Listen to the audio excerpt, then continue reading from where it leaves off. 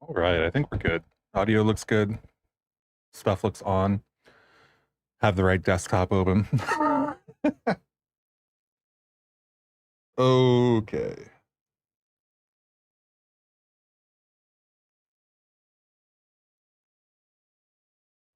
Hey, Courier. How's it going?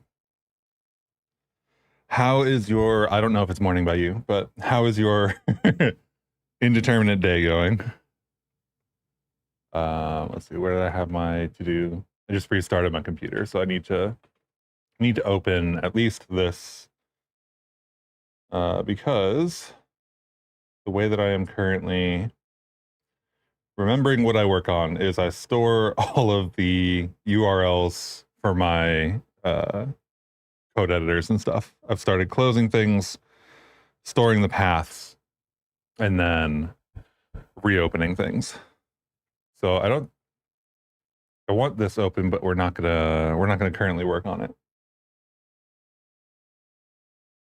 So this one is layered materials.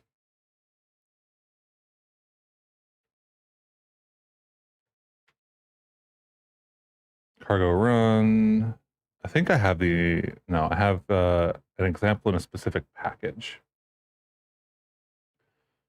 I have a couple of Bevy things we could work on today. I'm not sure exactly what I'm going to do today. Didn't really plan this one. Kind of been having a slow week.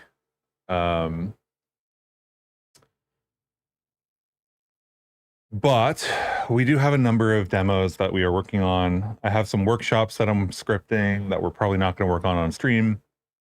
Let's see what else I have. The IK stuff is still active. So we've got multi-material stuff. We've got IK stuff. The IK stuff should work.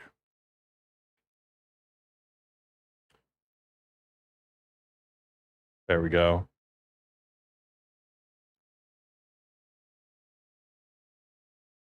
So we got IK stuff, multi-material stuff. I guess Blender Skeen stuff. Blender Skeen stuff could be cool. There's no real demo to show there. And then the Skeen demo itself needs to get some love and attention.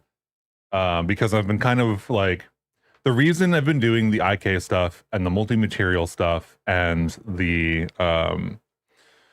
Skeen stuff itself and the bush stuff for Tunic and stuff like that is all to build into one demo effectively. So the IK stuff is building towards like little mobs, like small spiders, small mobile turrets, things like that. The multi-material stuff is working towards a little bit more of the terrain angle. The mechanics, like the bush, are working on some of the smaller stuff. We need a character controller for the demo. Some Bevy enhanced input kind of stuff. We need, we don't necessarily need anything in particular. But people who want to use Skeen, so I guess most people on the stream are aware of what Skeen is, but I think I have an extra desktop here and a Chrome window. Look at me. So Skeen is responsible for inserting Bevy components inside of Blender. And this is super useful and stuff. And when people come to kind of use Skeen, they're kind of looking for like the upper end of what they can achieve more than they're looking for, I guess, like a solution to a specific problem. So like there are some people who are like, okay, yeah, inserting components solves the problem for me. That's great. It helps. And then there's other people who come to it and are kind of like, I don't understand Blender or what this is. And I want to see kind of like what the upper end of what I can make with this is.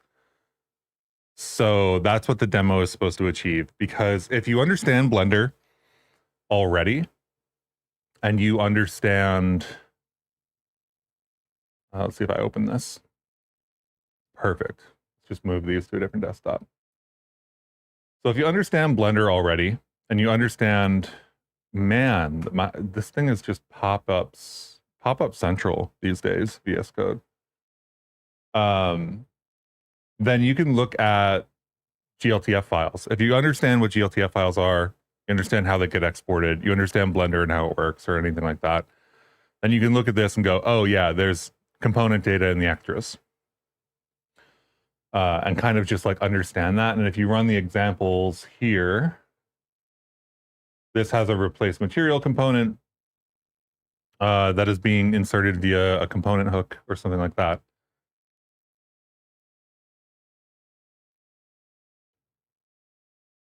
As my computer freezes. So this is the replace material example, and this like shield material comes from, I think, like a Bevy 0.11 release notes. Let's see, Bevy.org now, not Bevy engine. News 0.10, 11. Either 11 or 12.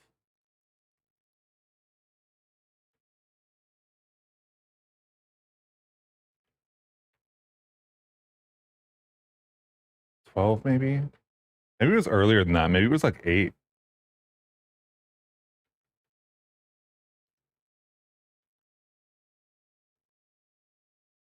There it is. That's this effect.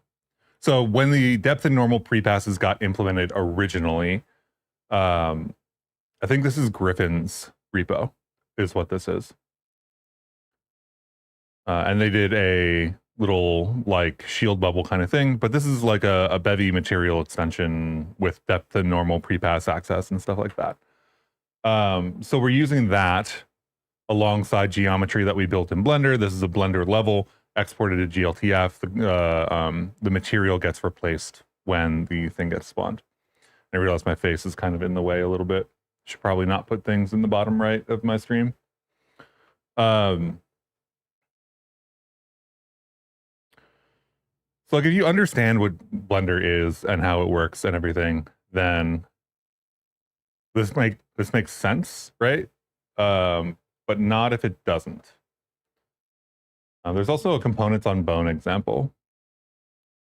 As significantly less visual. Let's not run that one. Components on bone.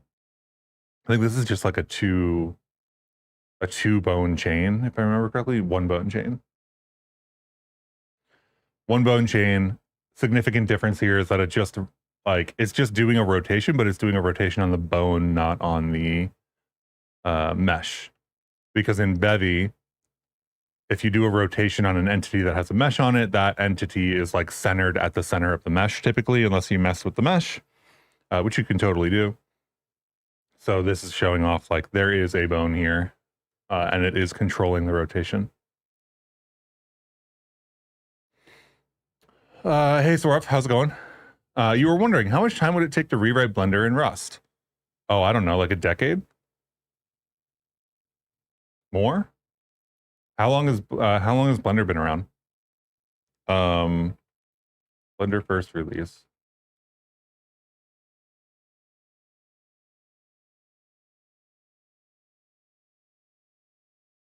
(2002) was Blender's first release. Is that accurate? No, Blender's open source. So first source in 1994. 1.0 in 95. 2002, it went open source.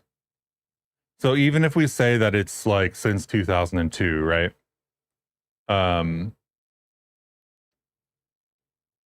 You're talking like 23 years of effort since 2002. You're not talking about a small code base. I don't have the code base checked out because I don't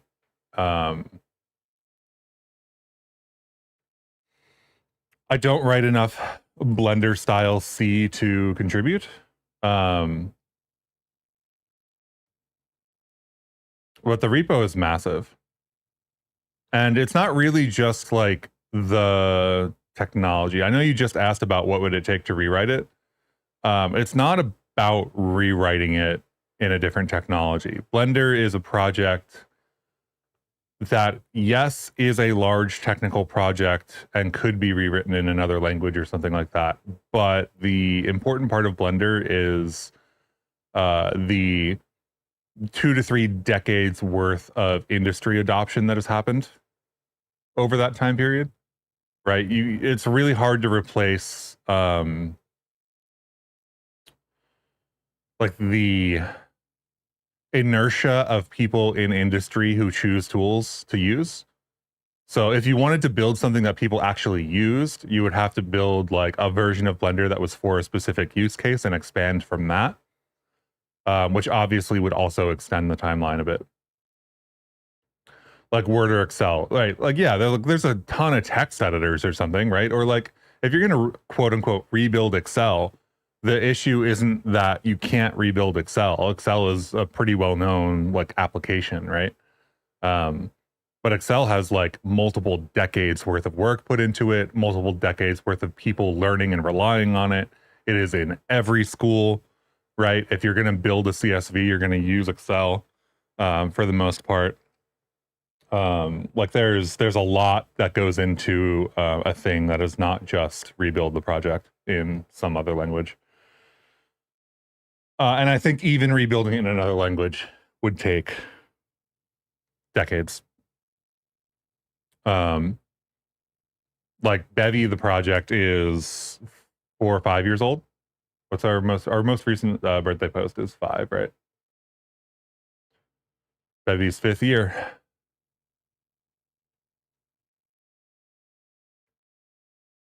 Which is wild because I think my first message in the Bevy Discord was in like, I don't know, 2020 or something, 2021, January 2021.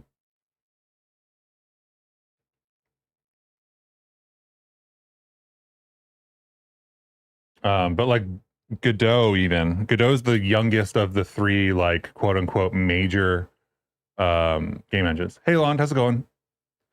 Godot first release 2014 was the first release, so they've been at it for 11 years, which is still double what Bevy's been around for, right? And that's not including like I'm using first release because it's comparable across projects, but these projects get work before they get their first release. Unity's 20, I think Unreal is 30 to 35. So you're talking about massive projects, like really massive projects, right? You're talking about things that take decades to even build before you even figure out if they are, successful in that way or not. You believe Google has done it with Google Sheets, isn't it? I mean, Excel is still top dog for anything that you're doing with, whatchamacallit, like spreadsheets. Like Google Sheets is not an Excel replacement. I'll put it that way. Google Sheets works pretty well for, like the average use case, I guess you might say. Like if you just need a spreadsheet, then you can have, Google Sheets and build a CSV or whatever. There's some graphing technology and stuff, but like Excel is serious. People have Excel competitions, right? I'm not aware of like a Google Sheets competition. Like the Microsoft Excel World Championships 2024.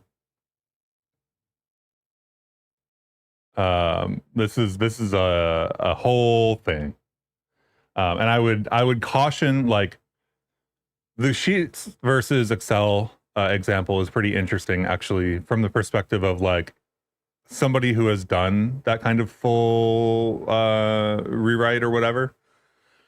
Like they built the entire product, but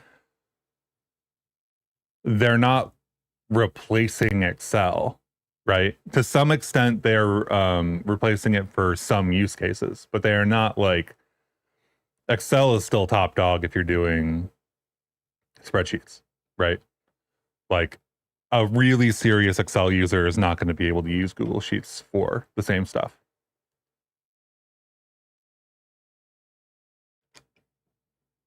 Yeah. Lon says they watched 2 hours of Excel championships at some point. Surprisingly fun. I think watching anybody who's really good at something is fun. Right? Like, it sounds silly. It sounds real silly. Like, watch people deal with Excel spreadsheets or something. But watching anybody who has like a major built up expertise, applying that expertise is fun.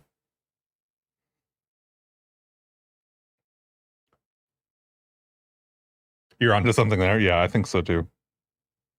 Obviously I said it, but Bevy competition. That's called the Bevy Game Jam. Bevy Game Jam is not really a competition. Bevy Game Jam is like a community event. I would not classify, like, technically, yes, it is a competition, right? The Bevy Game Jam, which we should have another one for 0.18. Bevy Game Jam is technically a competition, but more than a competition, it is a community event where a lot of people in the Bevy community are all coming together to create games at the same time, and talking about things and building things and sharing libraries and all that kind of thing. So, like, yes, there are winners. Right?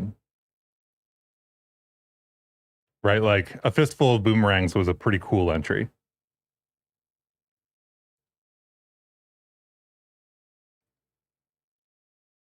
Actually, I might have to turn the volume off. Oh, it bugs me that the volume goes on my active desktop now. I need to see if I can change that. Like, the Bevy Game Jam is technically a competition, as most game jams are, or many game jams are, but it is not actually. Like, in spirit, it is a community event more than it's a competition. Doink, doink, doink.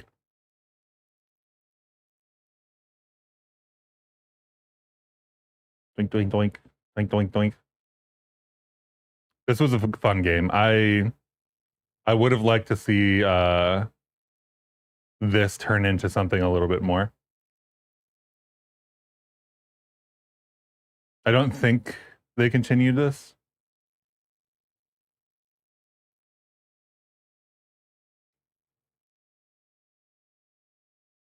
Yeah, they built it for the game jam, and I think they just stopped.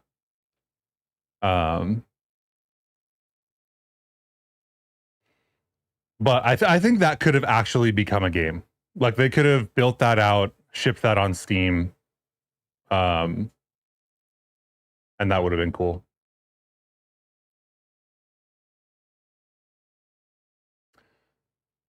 You're newbie in Bevy and generally Rust. How do you generally recommend to begin? There's a bunch of examples in the Bevy repo. This is where I point everybody, really. If you go to the Bevy repo, there's this folder of examples. So there's like bevy.org, which has some learning material. The quick start guide might be useful to you. I might go through it. The last time I went through it was like 4 or 5 years ago, though. So, like, I can't say that I really know what's in here right now. But it will introduce you to components, the ECS entities. You might not understand what you're doing when you add these systems and whatnot, but still worth going through. And then once you do that, pick a small scoped project, like a small project, like like pick Flappy Bird or, you know, something small. And then you can go into this repo, which is the Bevy repo itself, and it has a bunch of examples for a whole bunch of stuff for 2D, for 3D, etc., and just start kind of playing with those, figuring out what you like, and go in the direction that you're interested in, and continue that direction. That would be my suggestion. The Bevy Discord is very helpful if you have questions. If you just ask questions in the general channel or in the help forum channel, things like that. That's how I would get started. There's the quick start on the homepage, and then get into the examples and start building something small. You actually have a Bevy shader project right now you would love to ask something for. Can a shader be used to modify a mesh's vertices such that most BBR features work, as in atmosphere, fog, shadows, etc.? Your knowledge of shaders and graphics is lacking in strange places. I'm aware. Yeah, I believe atmosphere, fog, shadows, etc. are all calculated on the GPU. So if you have a vertex shader that adjusts a mesh, then that should all translate, right? The caveat that I will say is like for shadow casting. Let's see. I actually have a demo of this. Let's get rid of these demos and open up yet another terminal. Let's see, GitHub. Which Bevy examples am I going to be in? That's layered. I think I have too many Bevy examples directories.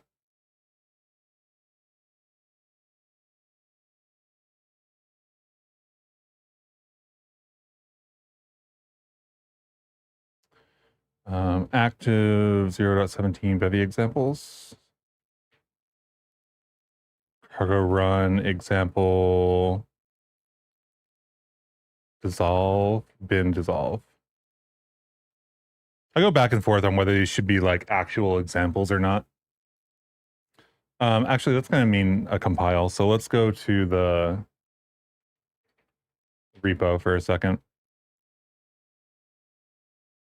So this dissolve shader handles shadows. And the thing to keep in mind if you're trying to deal with shadows is that you need to deal with the pre-pass in specific ways. So if you're going to do shadow casting and you're going to poke holes in a mesh using fragment holes, like you whatchamacallit, you discard or something like that, right? Like here we're discarding. In this sense, it's like an alpha discard, but still discarding in the pre-pass. Then you need to be doing that same calculation in the pre-pass. And this will be able to communicate to everything else that there is a hole in this mesh that it should go through. And thus it can cast shadows with holes in it. So it should just work. If you're going to do a vertex shader should just work. This is for fragment stuff. So you need to run the shader in both pre-pass and main pass fragment if you do things in fragment that are relevant. I'm just pointing out that there are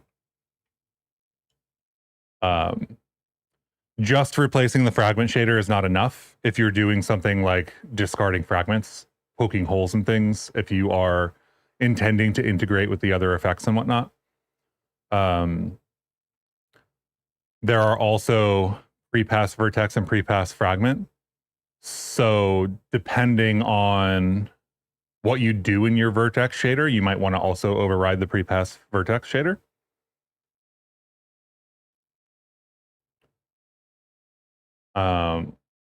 Generally speaking, if you are making modifications, I would make modifications in both the pre-pass and the regular shaders. If you make a modification in just one of the two things, because it goes like you get all your meshes, each of those meshes gets their vertex shader run, each of those meshes gets their fragment shader run based on the vertex output, right? So you get that for the regular opaque 3D pass, and you get that for the pre-pass as well. Those are two different passes, which means that if you want, for example, to override the way shadows are handled using a fragment shader, you also have to have that in the pre-pass. So what I would do is have that logic in both if you're discarding things or moving things in general. Does that make sense? I don't know if that was a good explanation. Chris, don't you use something like auto jumpers Zoxide instead of CD? No, I don't. All of my stuff is in the same location. All of my stuff, if I open a new and don't minify it, why did I minify it?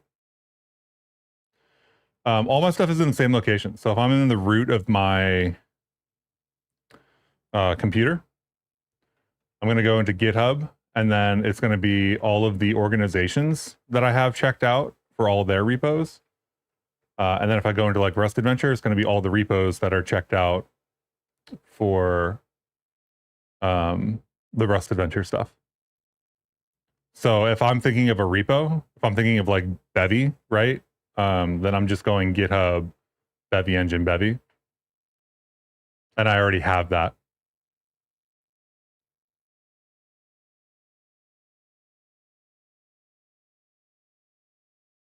So this is the demo lawn that finally compiled. This is quote unquote a dissolve shader. It's pretty basic, but the idea here is that the shadows that are cast here are controlled by the prepass fragment shader specifically. If you don't override the prepass fragment shader, then the shadows here will just be the sphere itself, like as usual, without the holes in it.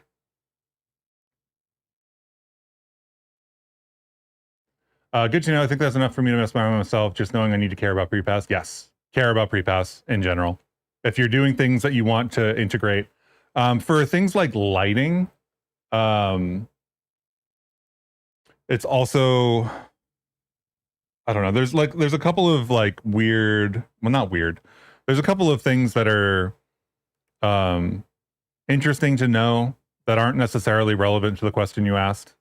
Things like if you're going to use a normal texture that you want to impact the lighting, then you have to calculate the tangents.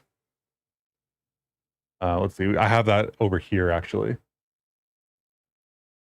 I have another desktop. We're going to crank open some desktops here. Every time I open a new VS Code window, I get pop-ups. I might switch away from VS Code.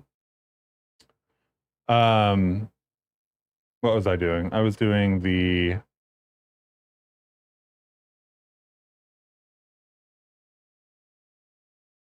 I opened the wrong VS Code even. Code dot, right. That's the root. That's the root. Jesus Christ.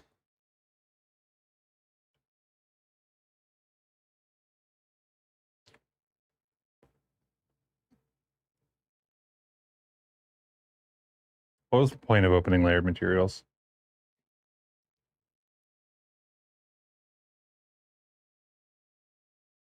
I lost my train of thought because I got distracted by all the pop-ups that were popping up.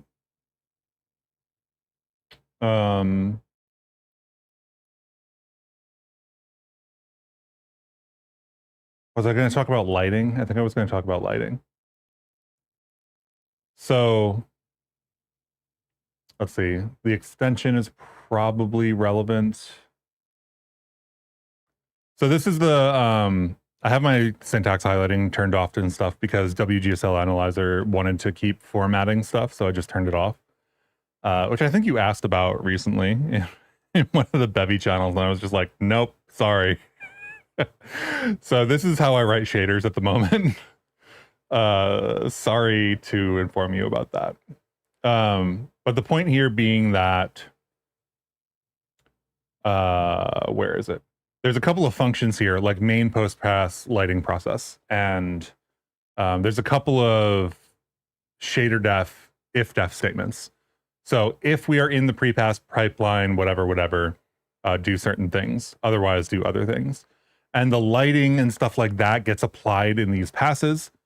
This is also like, if you're going to deal with decals, they also get applied in these fragment passes and stuff like that. So there are utility functions where you can modify the way things work and whatnot, or use the way that things are supposed to work. Oh, what shell is this? I use new shell, NUSHL. SH. Yeah.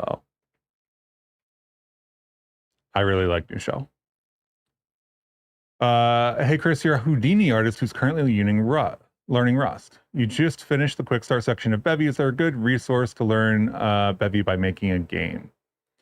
I'm working on some stuff, but I would again point you to the examples for the moment.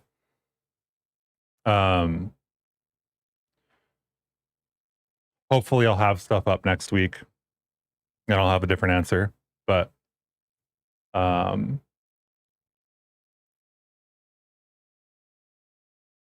this is the Bevy repo. Rust Adventure workshops. Open revisions. No, I think I have this in test right now.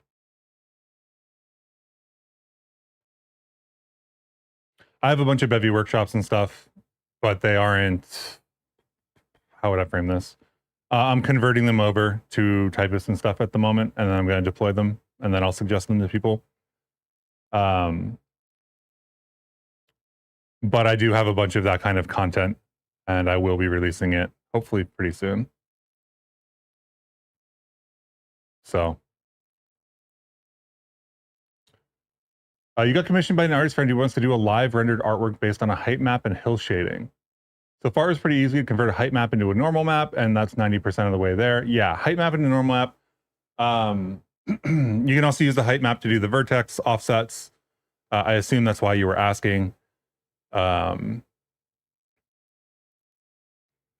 You can probably also just do that on the CPU for the height map as well. The issue is they want to distort the height map, which is why you're thinking of doing it in a shader. Yeah. Are they going to do, the big question I have is, are they looking to have something like collision on the landscape or on the hill or the thing the height map is being applied to? The reason I ask is, as in animate the height map in real time. Okay. So if it's just artistic and it's just visual, doing it in shaders is fine. If you need it to be on the CPU for any reason, for example, collision. Okay, collision is a definite no. Sweet. Yeah. If you need to read the mesh data on the CPU for whatever reason, like generating colliders or whatnot, you're going to need it on the CPU anyway. And tossing the data back and forth over the GPU, depending on how big the height map is and stuff and how big the mesh is and whatnot, could be not worth it, depending on what you're doing.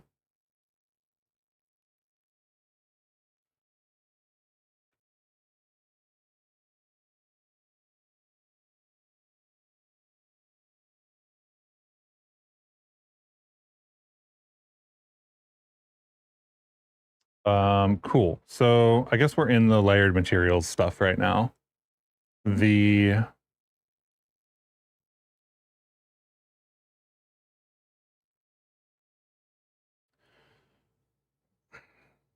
basically took all the layered material stuff we did on stream, I don't know, a little while ago.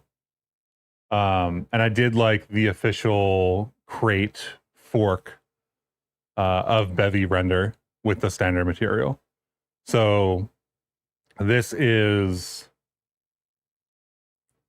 all of the standard material stuff basically copied and modified to be 2D texture arrays for all of the inputs. So like this base color texture is a 2D texture array. I think the other one that I got to is a normal map. Normal map texture, also 2D texture array. And then that requires changing some things in the bindings and whatnot. So these are all intentionally lined up to mirror the standard material.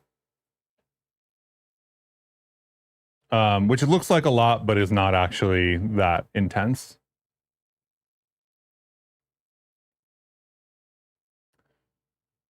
Just how many tabs were open? I don't know when you were asking that. Oh, a material extension wouldn't have worked. So a material extension works for a prototype or for smaller use cases is kind of the angle there. So we do have a demo in the repo. No, wrong examples.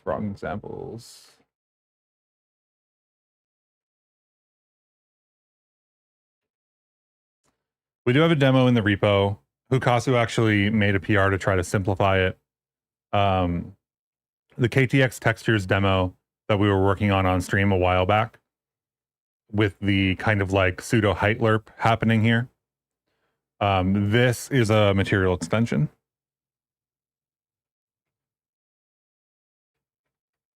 Oh, I dislike that. Command F doesn't work as well on GitHub. So this is an extended material. You can see the layered extension here. The layered extension has the 2D texture arrays here.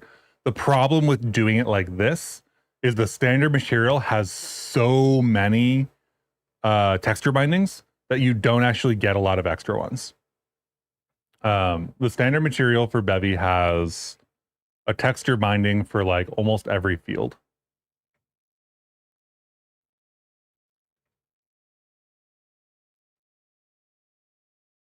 Right, 60 fields here.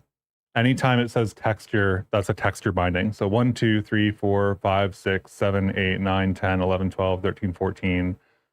14 texture bindings, depending. So the clear coat stuff only comes in if you have a specific feature flag enabled. But I will just say that is a lot of texture bindings. So if you start adding texture bindings in a material extension on top of that, then you end up getting like limits that you hit. So it's better to just take these and replace them with the 2D texture array if you're going to do something a little bit longer term. You would have expected you could just override swap the standard material textures in the shader directly. That's what you do for the normal map. You have to set the bindings up correctly. You just let the standard material work and then override after. Yeah. Yeah, so if you're passing in a regular image, if you're passing in something that matches the bindings, that matches the samplers and stuff, then it works. And then you can let the standard material do whatever, use the material extension and do whatever. And here we do actually take a similar approach. Forget where the shader is in this.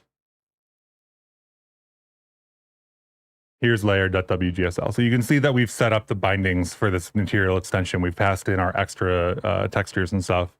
They're bound to be 2D texture arrays and whatnot. But as a material extension, you are bound to the texture limits of like what the standard material already does with its bindings and whatnot. So because I'm trying to build something that is a little bit more substantial that then you can also extend as well, right? The layered material extension, I want it to work the same way as a standard material extension works, just with the 2D texture arrays. So yeah. Hey, you just got here, but also does the material extension support texture arrays now? Material, yeah, I mean, it's been a while since it has. It doesn't for like, you can't replace something, but as bind group, like anything that is in this as bind group derive, which is documented here, right? So uniforms, textures, samplers, storage textures, like this stuff all works. This is all just syntax sugar for setting up the bind group layout and stuff like that. So you're just kind of like adding to the array of bind group layouts. You think you remember material extension did not used to support texture sampler, right? Material extension used to not exist as well. I think material, the trait, got introduced in 0.8, and standard material extensions might have been 0.12. I don't remember when this actually got introduced. It wasn't all that long ago. Oh no, it's not the same. You basically don't pass in a normal texture and sample set the normals yourself before following the PBR functions, which use them. Yeah, you could do that too. Absolutely. Because the way it apparently works is that it samples stuff in one shader function and uses that in another or between them, so you can override a sample. Yes. So you're talking about PBR input from standard material, which if you look at the function that we're calling here, I've actually overridden the behavior of PBR standard, or I don't know if this will show because I'm not zoomed in well. But PBR input from standard material is typically from a Bevy shader WGSL file, right? Usually import that, use it. In this case, what I'm doing is passing in a bunch of other textures to that function, which I've then modified with the layer index and things like that. So in my material extension, that now uses the extended material texture bindings to do the work that it would normally do for a standard material. But the problem with doing it in a material extension like this is that you still have the bindings for the standard material. And now you're just not using them. So if you want to pass things into this function, to some extent you can. To some extent you can't. So if we go look for PBR input from standard material, which is here, you can see that there is a bunch of like imports here, right? And then there's PBR bindings. PBR bindings is probably the most relevant for talking about this, because anytime you see PBR bindings material array with an index or PBR bindings material flags or PBR whatever, these are all values that come in from the bindings, and thus you cannot override them except through throwing them through the binding values, right? So like you've got n.v, etc., that you're kind of like modifying, I think, on the input side. And one of the things that we had to do is there's a base color texture in here.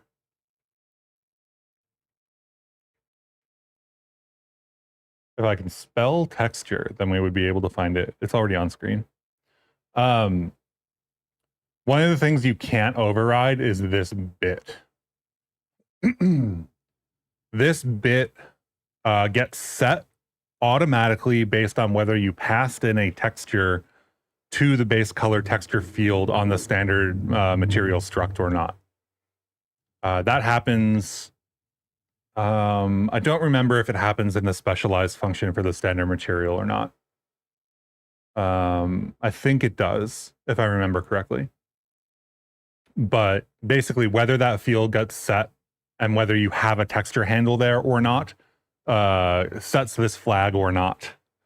And if that flag is set, then you're good. If that flag is not set, you don't get another chance to set it.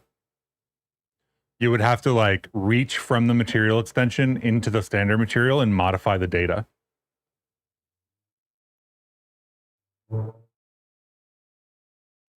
So there's some downsides of like this function, which is also kind of why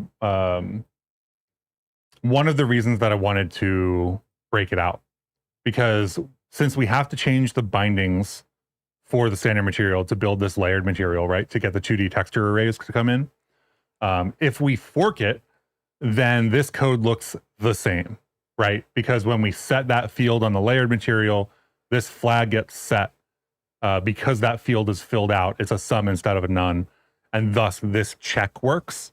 Whereas in our material extension, when we forked this function, we had to replace this check because we knew we had it.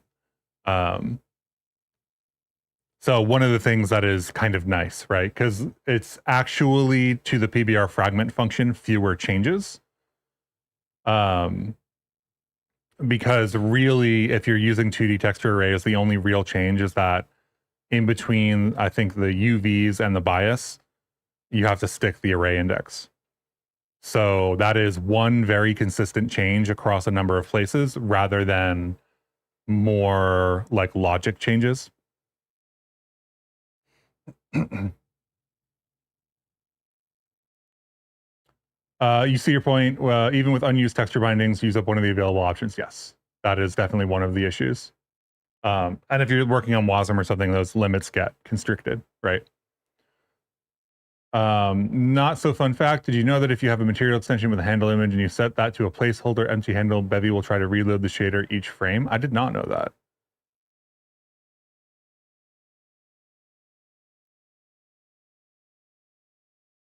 Reload the shader code? That seems weird. I guess is that an asset system thing where it doesn't find the image, therefore thinks things aren't loaded and then triggers the reload?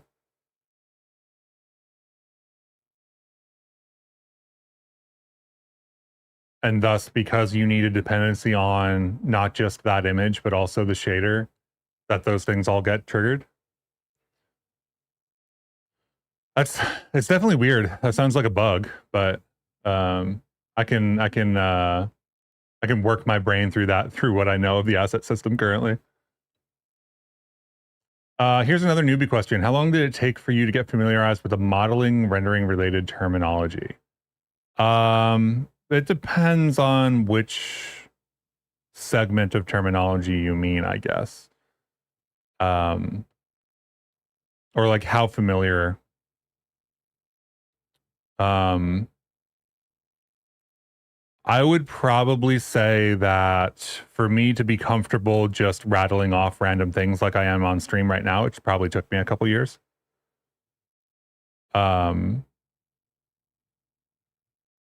There's a lot going on. There's a lot of vocabulary. And not everybody uses the same vocabulary to refer to the same things.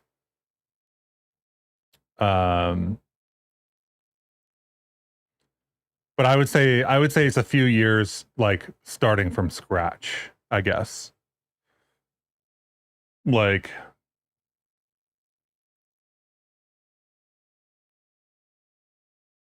if you had some previous knowledge, it would take less.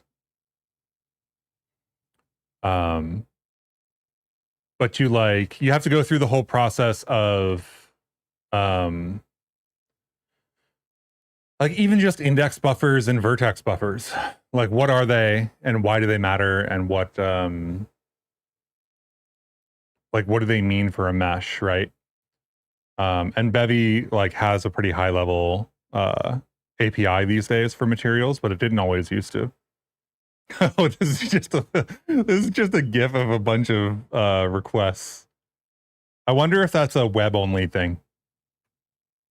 I wonder if that's not happening on native.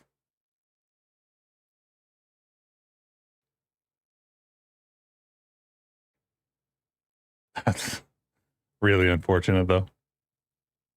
Isn't there a placeholder image that you can use? Maybe there isn't. I don't know. I know we have a placeholder white image that's used if nothing is supplied.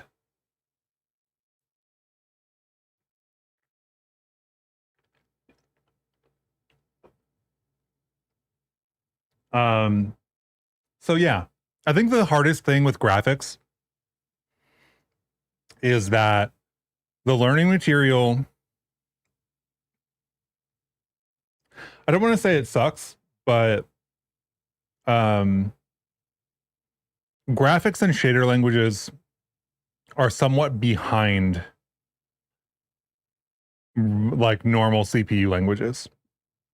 So if you're going to learn WGSL, I find myself reading the spec quite a bit, which is something that I think a lot of people aren't used to, right? If you don't know that you can come in here and that there's a list of functions that you can use right here, right? Here's a bunch of built-in functions, any, all, select, different structures you can use in this sidebar and whatnot. And you can go to any of these and click on them. But even if you know that those exist, you have to know that saturate is useful. And if you don't know what saturate or smooth step or lerp are, then you have to come to one of these functions and be okay, saturate, parameterization, could be an abstract float in F32 or F16. If T is S or vec n S, You have to understand what that means in the spec language. In this case, it does explain like exactly what it does, which is it takes E and it clamps it between 0 and 1. But if you don't know what clamp is, then you have to go look up clamp. And if you don't know what component wise is, you have to understand what component wise is. And if you like, there's a lot. If you start from 0, there's a lot to get through. Is kind of just what I would say. And then if you're trying to do specific things, I think most of the shader instruction stuff that I've seen are high level stuff, right? If you try to like, I don't know, what do I even look up to get a good result for this?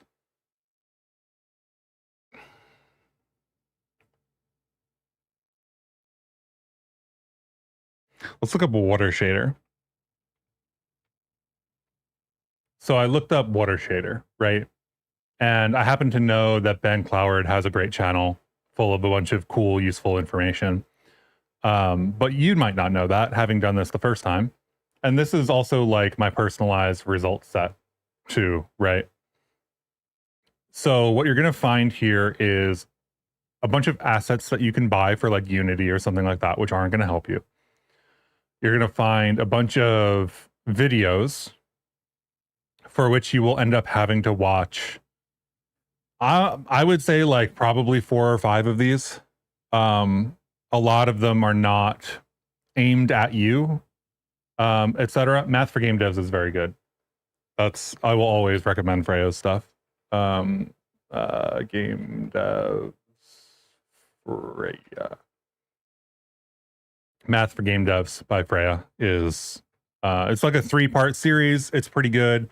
The one thing that I would caveat is that these are basically live streams, which has the pros and cons of being a live stream. They are effectively teaching a class in these videos that they have just kind of opened up to everybody else, but you do have to pay attention for 4 hours for part 1. For me, paying attention for 4 hours is tough. I don't know if that's for everybody. I definitely have ADHD, so paying attention for 4 hours for me is tough. I had to watch these videos multiple times to get through them. But they are very good videos. And she has a lot of experience and a lot of side comments that she makes during this are very useful. So like she has a lot of good insight. But if you're like, I want to make a water shader, like what kind of water shader is a question that you don't know how to answer yet, right? And for some of these, you're going to end up seeing, oh, I need to go use the depth buffer. For some of these, you're going to end up, like there's everything from simple stylized Voronoi and like full fluid simulation. And you as a beginner don't know which end you need to be on. Right? If you want something stylized and you want something surface level, then like Voronoi noise that kind of moves a little bit is good enough. Like maybe you figure that out early and you click on this video instead. But then you also have to port it to like whatever you are working with, right? So like if you're not working with Unity and it's a Unity video, they might not explain things for you. Voronoi is a specific thing, actually.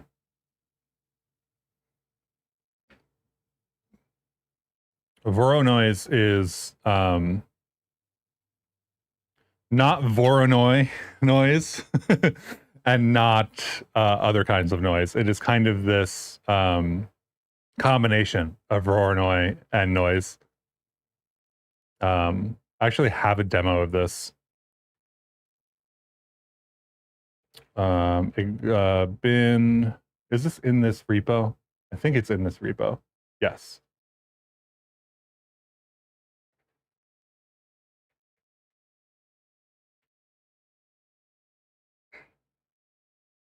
So I have a little Bevy shader utils lib in this Bevy examples repo as well, which has a couple of different kinds of noise. The Perlin noise is a little bit buggy. I do need to get back and fix that at some point. But this is Voronoi. This is basically Voronoi cells that can, based on a single value, transition between a pure grid and Voronoi. You mean she's pretty fast, referring to Freya's videos. It's not entirely like a live stream like this with many pauses. Yes, it is a class. I think I said that. I don't remember exactly if I said that. Freya's videos are her teaching a class. So it is like a prepared set of material. They do go through it kind of at a class pace, but it is still a 4-hour video, right? And what if the camera goes submersible mode? Yeah, so like, do you need the camera to go below or above? And if you go below, you need to figure out that there's like a counterclockwise or clockwise facing to the vertices so that you can view the other side and stuff like that.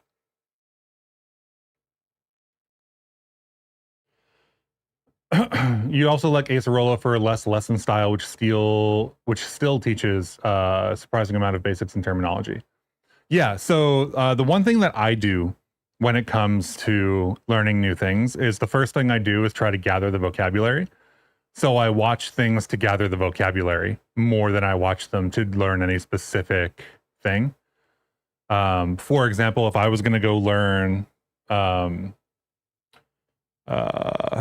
like music production of some kind, I would start searching for like production and just watching people doing production and talking about it. I happen to know YouTube. I happen to know that Virtual Riot happens to have a good channel where they have kind of a bunch of videos where they just talk about the stuff that they do. And because they talk about the stuff that they do, they end up using a lot of the terms that you would want to know, even if they aren't doing a style of production that you would want.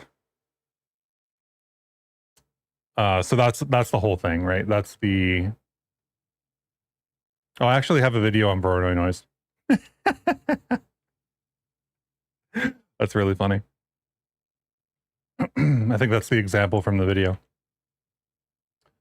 Yeah. So like the first thing I do is try to gather vocabulary and then try to orient myself inside of that like graph of vocab and start going in a direction that I find interesting, thus discovering more vocab and actually what things mean and how to use them. That's not a learning style everybody likes, I don't think. I think a lot of people like linear learning styles.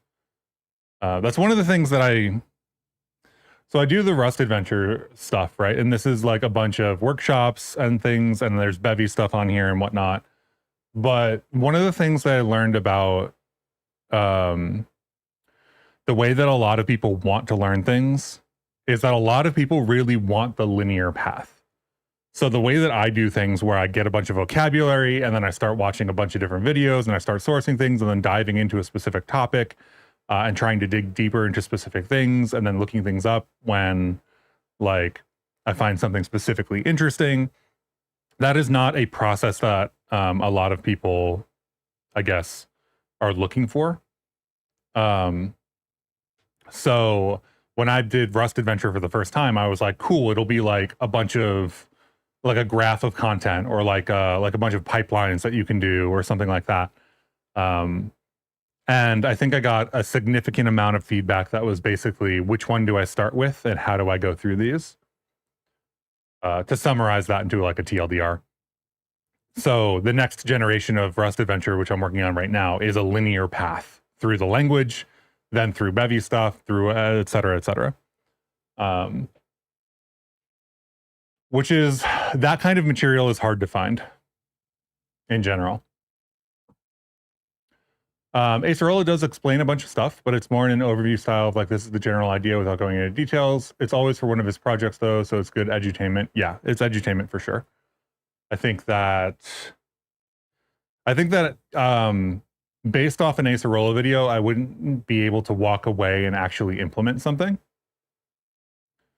And in a bunch of the videos, they kind of like hide the point for like 5 to 10 minutes. which is not a bad thing, right? It's edutainment. It's on YouTube. It's free resources. It's good content, good information, but it is not like to the point in the way that it could be. It's very much like built to have a payoff at the end, if that makes sense, which is like a YouTube video, right? But I wouldn't be able to walk away from an Acerola video on a new topic and be able to implement it. I would have to go find a secondary resource and actually learn how to do it. Honestly, you describe the way I learn pretty well. You call it learning by osmosis. Yeah, I mean, getting the vocabulary is one of the big battles, right? Because if you don't know the words that people are using, then you don't know how to find what people are referring to. And people refer to things in different ways in different contexts, right?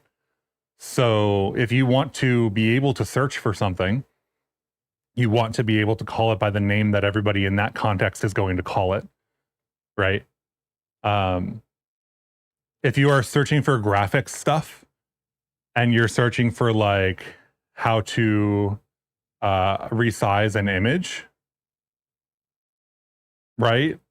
Or how to resize a texture, right? It auto-completed to in Blender on that.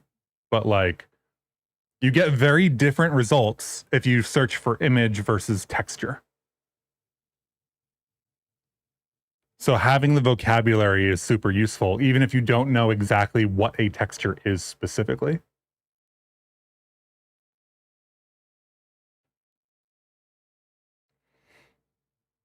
Yeah, you fully recommend watching the Acerola because the videos and topics are fun and learning something is a rather common bonus. Yes. Yes. I think that the Acerola videos are good. The Sebastian, oh, am I going to forget his name?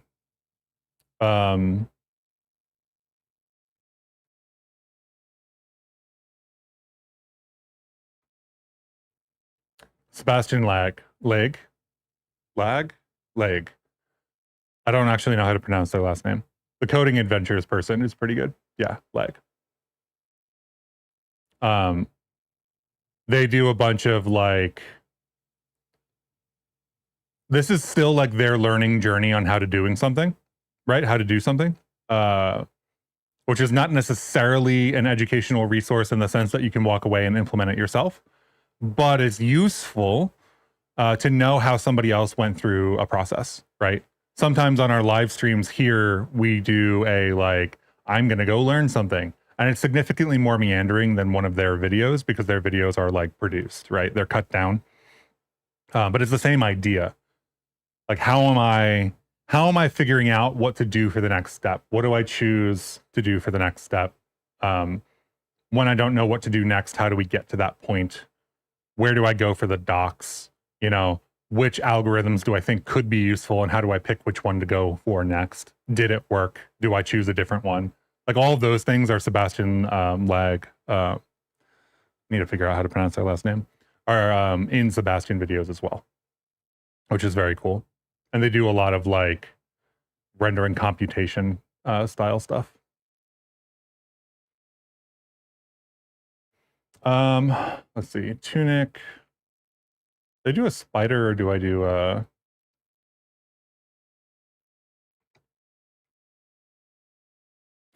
So the thing for IK is the joints, I feel like I'm going to have to sit down and do on my own. I don't know how I'm going to get into joint restriction.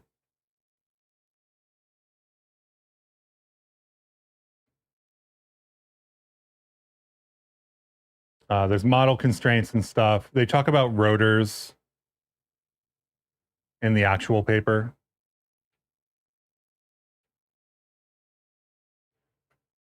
So they have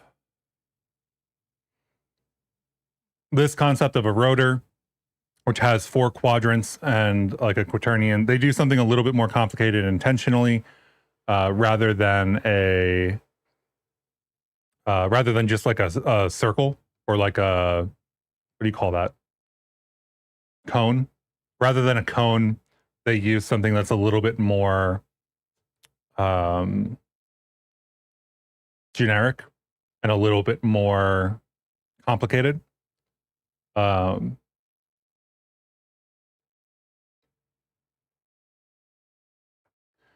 for you, the most important thing to learning a new topic is finding fun content that's not intended to be educational and casually watching it for some time without actively trying to learn. Yes, I think that that is one of the benefits of like edutainment YouTube, right? Like edutainment YouTube doesn't necessarily give you the ability to go walk away from a video and implement something, but it will give you the vocabulary. It will give you an interest. It might pique, like it might introduce you to a topic that you want to then go research, right? Like that kind of stuff, which is all very, very useful.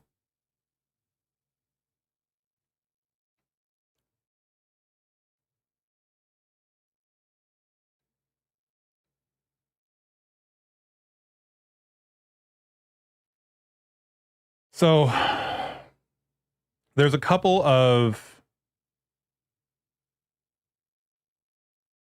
interesting things for the inverse kinematic stuff. The inverse kinematic stuff, we've gone pretty far at this point. That's the Voronoi pan stuff. Let's stop the material layering example. Cargo run, bin, or P bin extension. Let's do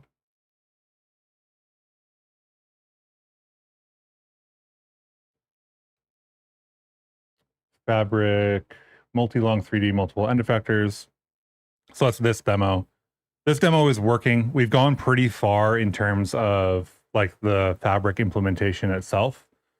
We went from 2D to 3D to multiple end effectors. We went from processing basically vects of bone chains to processing a whole vec or a whole graph, sorry. No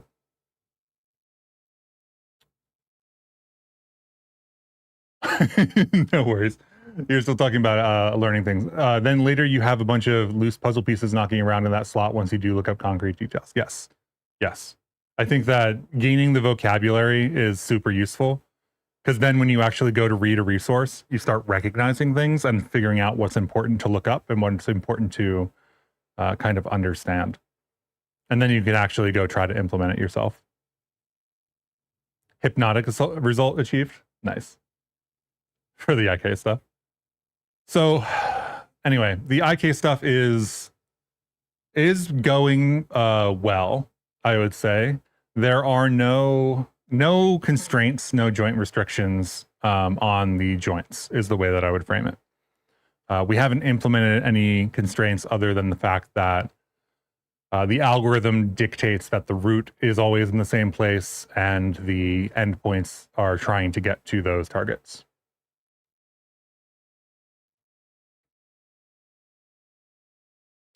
Verifying what you learned is right is the next difficult part for you.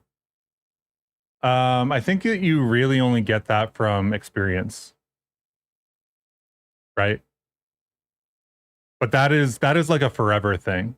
Like verifying what you learned is right is a forever topic, right? People do research for their entire careers to figure out whether they were right about a thing or not.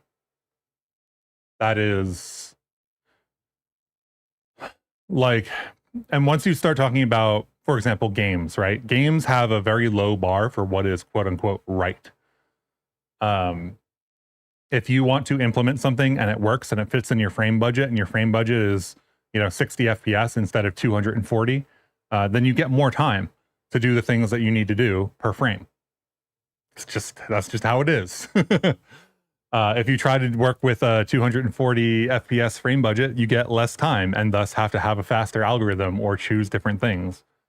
So you kind of get to like bend certain rules. So like whether things are quote unquote right or not doesn't always have a concrete answer in the sense of like absolute truth. There's a lot of relative truth, which I think is one of the reasons that like when people talk about performance, you should always talk about specifics in terms of what kind of performance you're talking about, right? If you're going to say something is slow, right? Do you mean slow in terms of computation clock speeds? Or do you mean slow in terms of an HTTP request, right? Like a slow HTTP request is like a full second or like,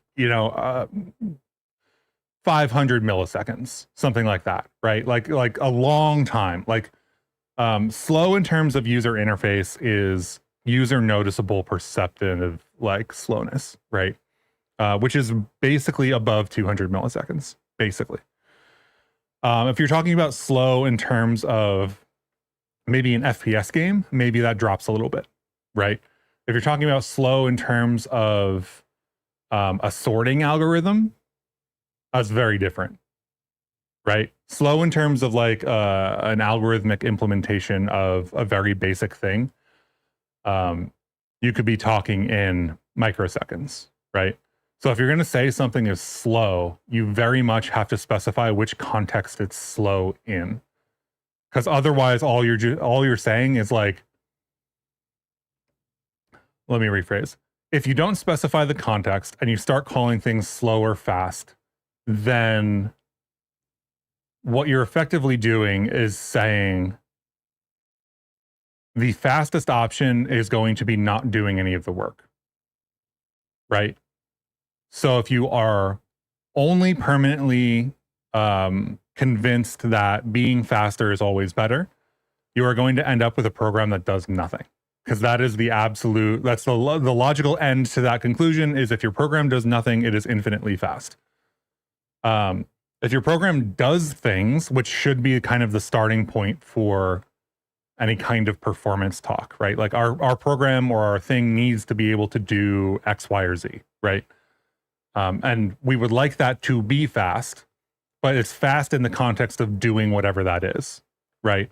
Fast in the context of making an HTTP request around the world has a different solution than fast in the context of a clock cycle on a Pico, right? Embedded programming. It's very important. And a lot of people who aren't in the habit of writing benchmarks and don't really know how to write them, or aren't in the habit of talking about performance, end up getting tripped up on this and start calling things slow and fast arbitrarily. But understand that nobody else shares the context that you have in your head. The amount of find out is directly proportional to the amount of... So we have to do joint restrictions on this at some point. The compute shader game of life disappeared from the GitHub source? I don't think that's true. I think it's in the shader advanced directory. I think that's what you're noticing. There was a fairly recent, not very recent, but fairly recent split into shader and shader advanced. And shader advanced is where I would expect the GPU example to be. Maybe it's not. You think it disappeared? Shader. No, it's right here. It's in shader. I probably would have expected this to be in the advanced folder, but I still see it on main. In the shader directory inside of the examples repo.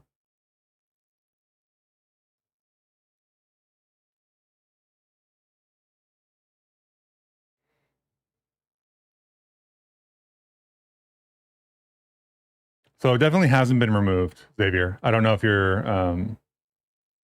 I'll leave that on screen while I read comments.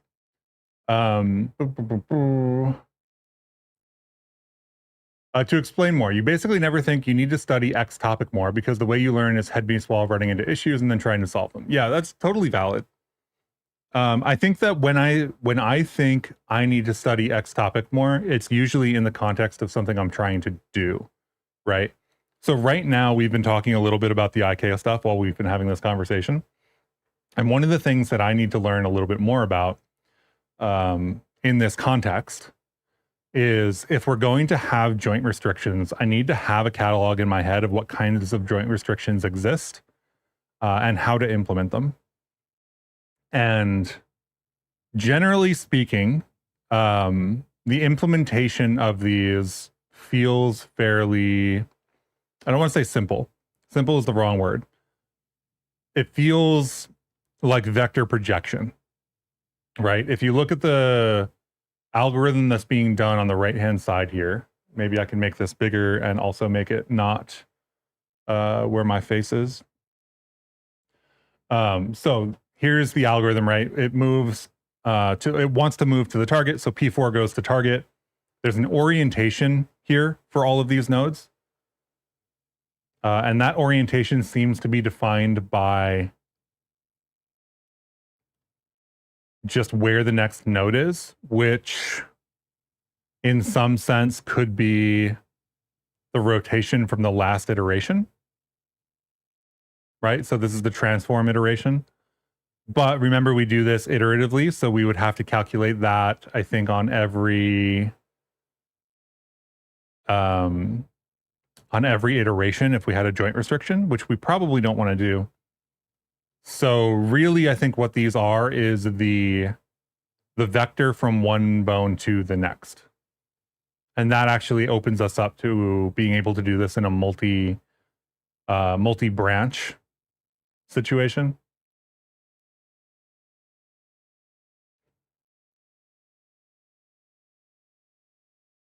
And the restrictions here that they're showing are restrictions on the tail end, I'll call it. I guess restrictions could go both ways, but really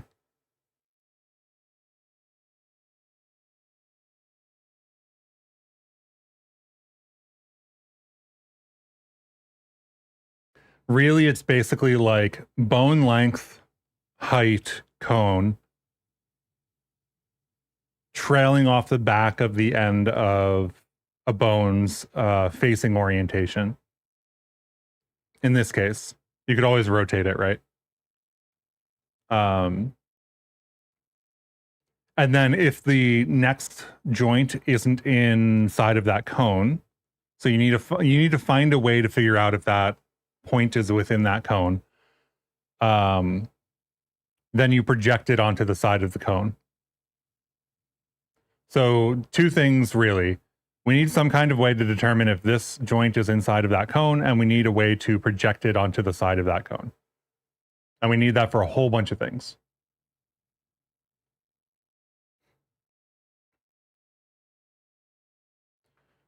So I think when it comes to that, that's basically going to be, I think that's basically going to be a bunch of tests that I write at some point. But that's going to require me doing a little bit of research. And then extending fabric, I think also has some information about this. Right? Ball and socket, hinge, pivot, condyloid, saddle, and gliding joints, which are all have slightly different solutions. And then there's also the extension of having like prismatic, which is possible, but not necessarily something we want. We aren't doing loops right now. I don't know if we're going to do loops.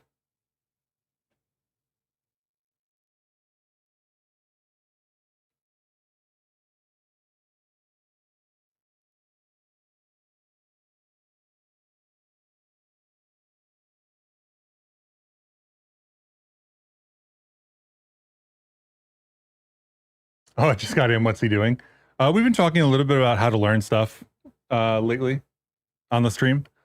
Like how do you, one of the questions that came up was how did you gain kind of like a knowledge about rendering and graphics and stuff like that, which has developed into kind of a longer term discussion about how do you learn things. And I think the thing that is coming up for myself and for chat is gaining vocabulary first is very much like an important thing to do.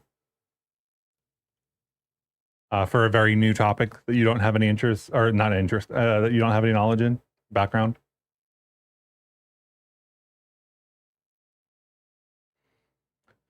We don't care about forward backward dynamics. So yeah, the paper, there's basically two more, and then I'm also talking about some work we were doing with inverse kinematics. So if you just joined, then you haven't seen the demo. This is the demo. This is fabric, so forward and backward breaching inverse kinematics. I always forget what R means. Where the root is rooted on the ground right now in a particular position. And this is a multi-end effector IK chain where both of the ends are trying to target each of the spheres as they move around. So if I actually make this bigger, you will be able to see, hopefully, on the right-hand side here, that it actually doesn't reach that last sphere in that location because it's not long enough. So yeah, the actual goal of the stream is fabric. I don't think I started thinking about what the actual goal of the stream is. I think right now we've got two directions, not two directions, sorry. We've got a couple of things that we don't do in the fabric implementation that we probably would be interested in doing. One of them is loops. Loops seem a little bit weird. It seems like I'm going to have to play around with it a little bit. The IK graph for the body that they have puts the root in the middle of the body and immediately has two triangle-based loops. And a triangle-based loop has an explanation in the paper for how to solve it. Right, this is that solve. But this solve seems pretty specific to that situation. And I don't know if it generalizes to more loops. And I don't know what happens if you have like a pyramid of, let's say, 1, 2, 3, 4 loops. Oh, you just noticed you were 30 seconds behind. Yeah. I don't know if that's my end or your end because my my monitor is also a little bit slow. You thought it was going to be a different Bevy related one for the stream union? I don't know. We might do Skeen stuff in a second. I've just kind of been happy talking about stuff that has come up. So for fabric, we've got two things. We've got these loops that we need to figure out, or we could figure out. We don't necessarily need to figure them out. And we've got joint restrictions. And joint restrictions seem like more important. Joint restrictions are how we get to spiders. So like games, images. Show me a mobile turret with legs.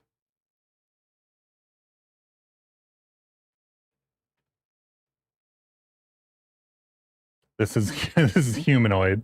I'm thinking more like 3 or 4, like something like this. This is just some random Star Wars based turret thing. But a turret that has like 4 legs, something a little bit like a spider. So the restriction here is that the first leg can do what? Left and right. So we'll call that y-axis rotation. And then z-axis rotation.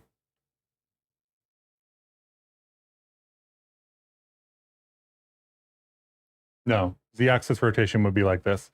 So y and x. Y rotation, x rotation, no z rotation. So it's a 2-dimension freedom of like rotations, right?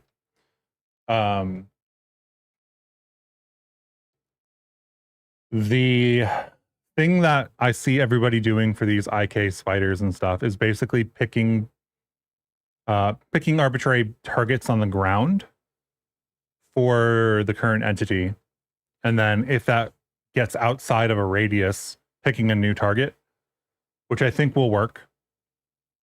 So I'm not really concerned about that, but I am concerned about the joint restriction here.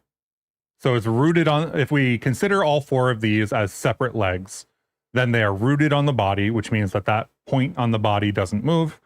The first leg can only move in, I guess, y-axis. We'll call it like 90-degree y-axis and, no, not 90-degree, 90-degree x-axis. And then I guess maybe 90-degree y-axis too, make it simple, make them the same thing.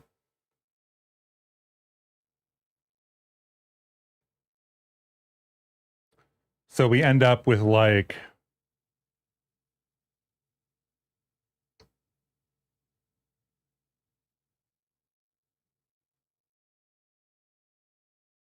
something that's kind of interesting, and I have to figure out how to do that forwards and backwards style. And then the other one is probably just in this or in this configuration for this leg, it would only be y-axis rotation. Sorry, only be x-axis rotation. Local x. And then the target would be here down on the floor.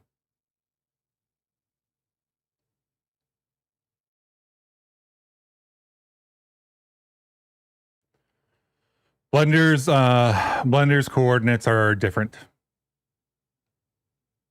Z is up in Blender. Z is forward in Bevy. Joint restrictions being one type of constraint, the hard angle limit kind, yes. Well, joint restrictions being the class of restrictions, right? So some of these are hard angle restrictions, some of these are gliding joints, right? Some of them are, and then you can get into like prismatic joints.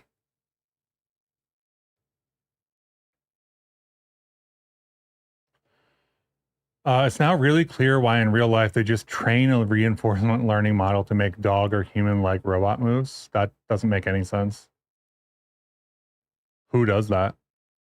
I don't think anybody does that.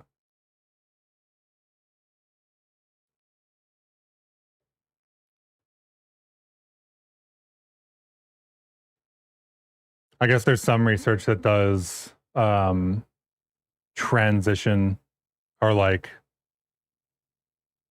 that's an active research topic, but that is not the way that I see it implemented in games. Prismatic joints sounds like a spell in some RPG. It could be a spell in D&D. All your joints become prismatic joints and then they just stretch.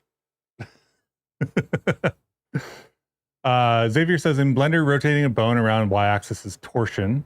Rotating around x or z-axis is orientation. Now, not sure how it is in Bevy. That's how they split it up roughly. Are you using Blender's coordinate system when you talk about that, or are you talking about Bevy's coordinate system? That's the question I have for you. Because Blender's coordinate system is z up. Bevy's is z forward.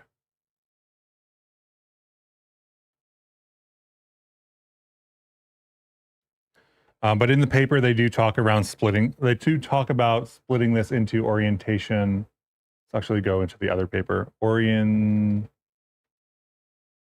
Orientation. And whatever the other one is.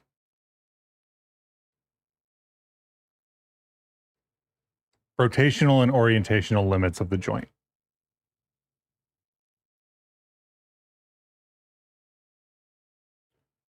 So simple rotation, termed here rotational, 2 depth of field, or sorry, I keep calling these depth of field, 2 degrees of freedom. That moves the bone to its final direction vector, and another which is called orientational, which represents the twist around the final vector.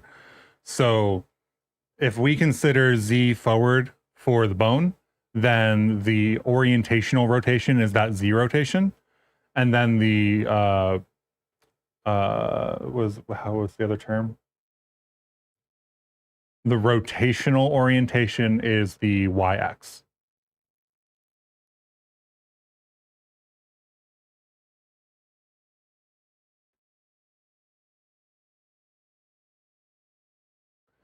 You just know how bone coordinates are in Blender. Bevy is different. Not sure if it is for bones too. It should be for bones.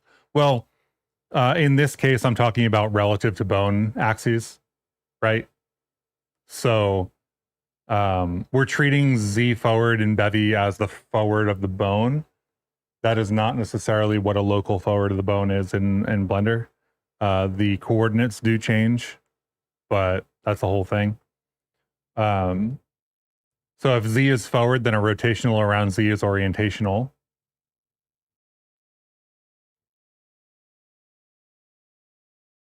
Because we're pointing Z to wherever we're going. And then the rotational is the X and Y axis rotations.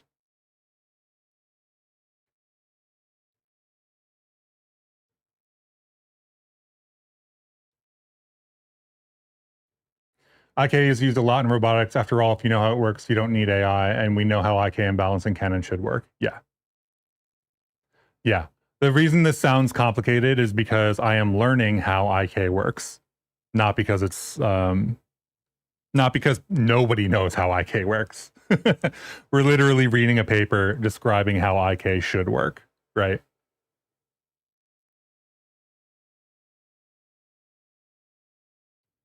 And things don't get simpler if you throw them into a model. So it's not like it's not like this is hard, so throw it into AI. That doesn't work.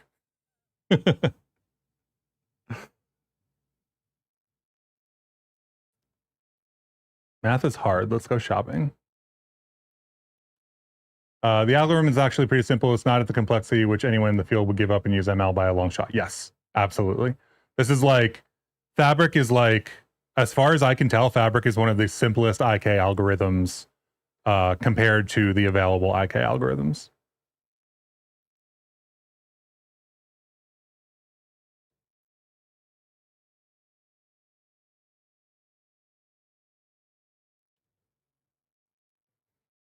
You saw something that was a mix of IK for joints and ML for foot placement. You mean foot angle?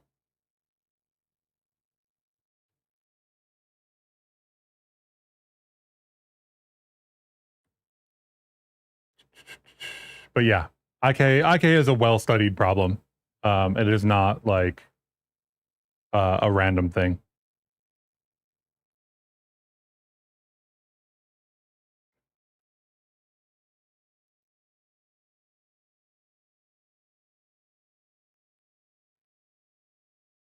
So I guess a cone is really what we're looking for here.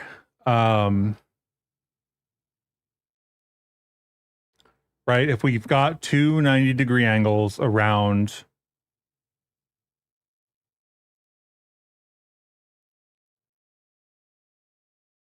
that, how do we come up with the other rotation is really the question.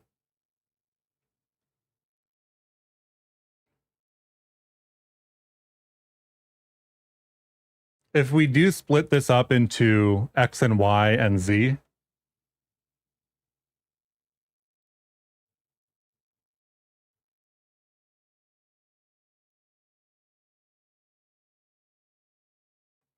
well, the X and Y are coming off of the back of this joint, right? And then Z for the next joint is pointing into it.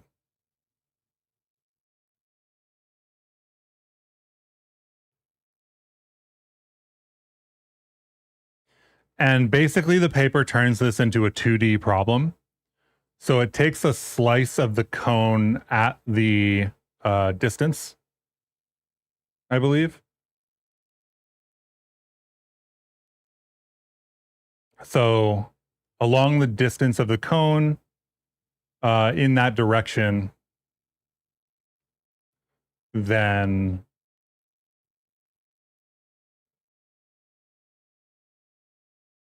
you know what looks really strange is this looks like I know the dotted lines aren't the actual bone lengths, but it looks like the bone is longer than the cone, and that's not true.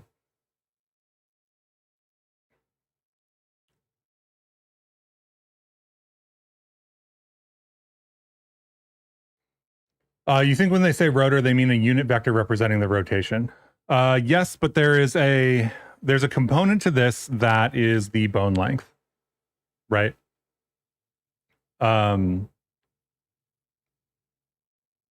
the way that you do the projection based on the way they described it in the paper is you take effectively the slice, the 2D slice of wherever that is on this for the distance of the bone, and then you project onto the circle.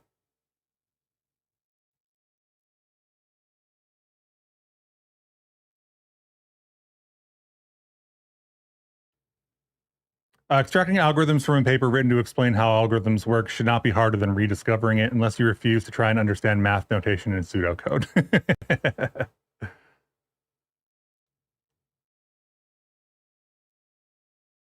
Oh, math is hard. Let's go shopping is a quote from a movie, if that's what you were referring to.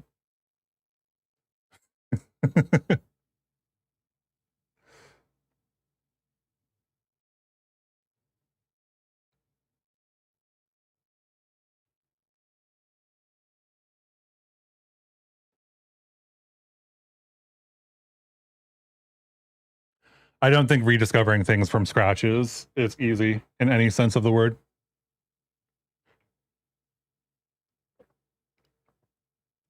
I definitely think things seem obvious after they're discovered.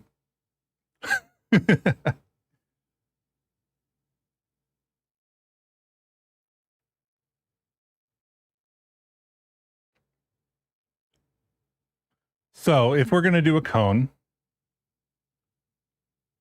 then we kind of have to do it in both directions.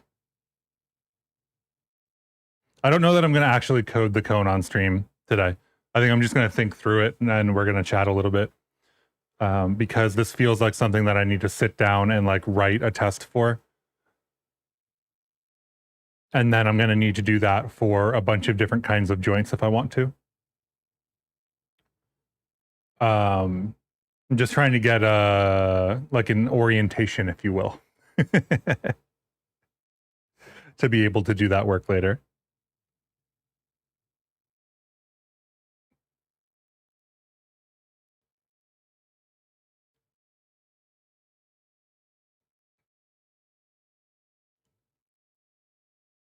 They don't, unfortunately.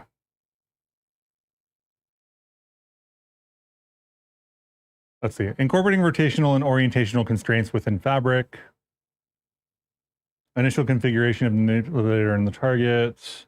I think maybe we just kick the Z rotation down the road to start with and just do the orientational or just do the rotational constraints, I guess. Because we're effectively like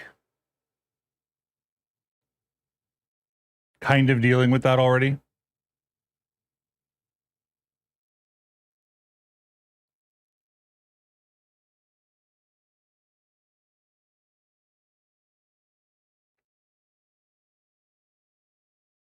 Lies on the line, reorient P3 in a way that's such that the rotor expressing the rotation.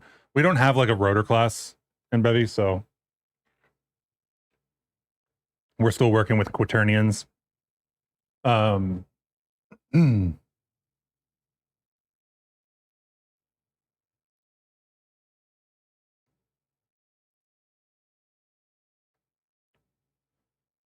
Rotor expressing the rotation between the orientation frames at P3 and P4 is within the motion range bounds, rotational constraints.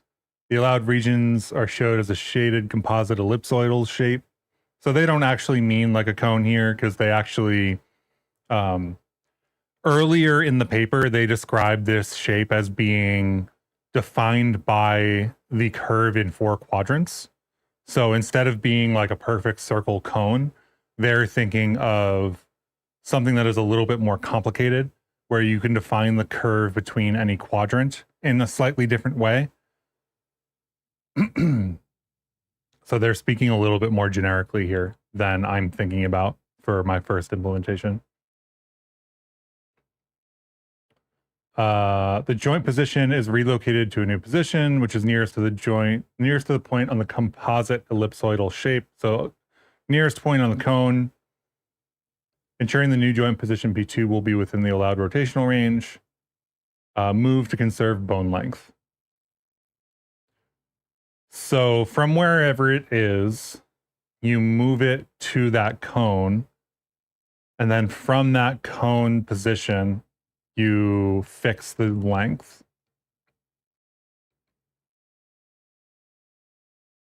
So I think when this comes down to it, that sounds like, where is our code for this?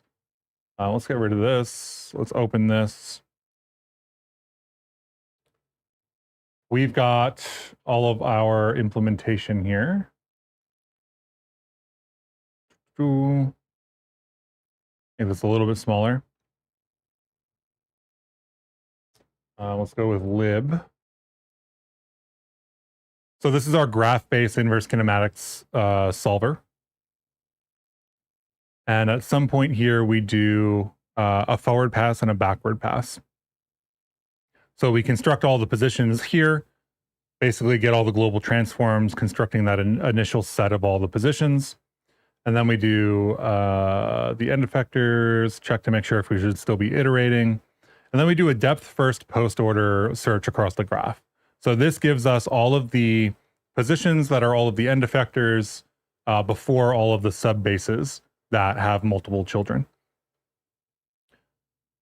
So we iterate over that. And if we have a number of children that is 0, then we are at what we are considering an end effector. We currently aren't, or we haven't implemented support for kind of like dual direction, if you will.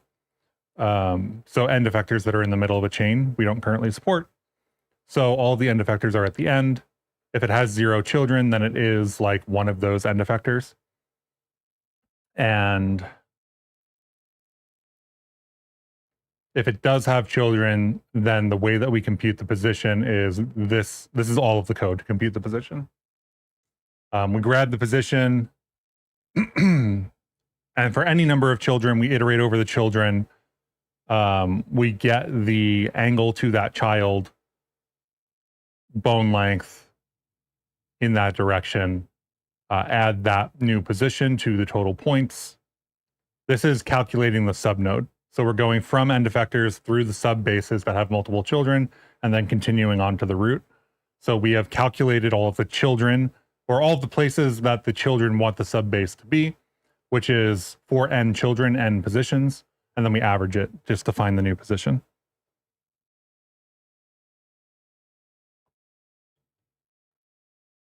Which is interesting from the from the joint constraint perspective.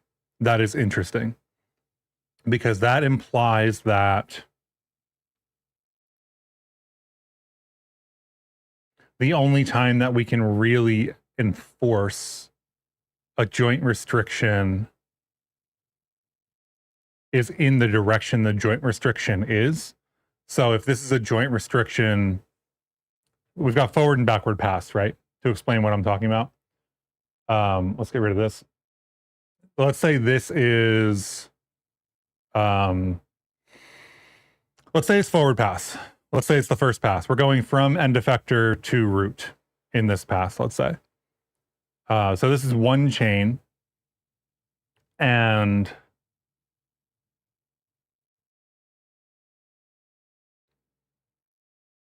this is a restriction in line with the direction, right? We start with P4, we go to P3, we go to P2, we go to P1, and the joint restriction is from P3 to P2.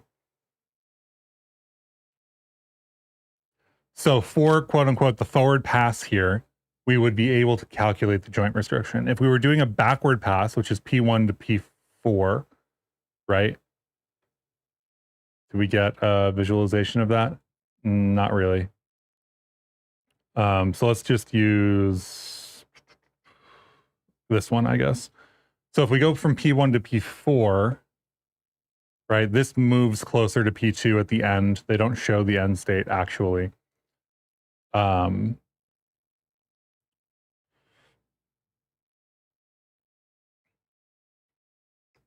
I guess P1 gets yanked back into its position. P2 gets yanked towards P1. And then the question there is, how do we calculate the joint constraint for P3 in that scenario?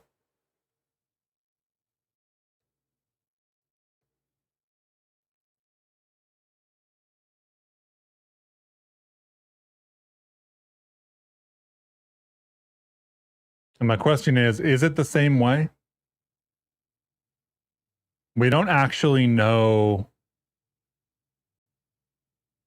I guess, the facing direction of P3 until P4 is in position, right?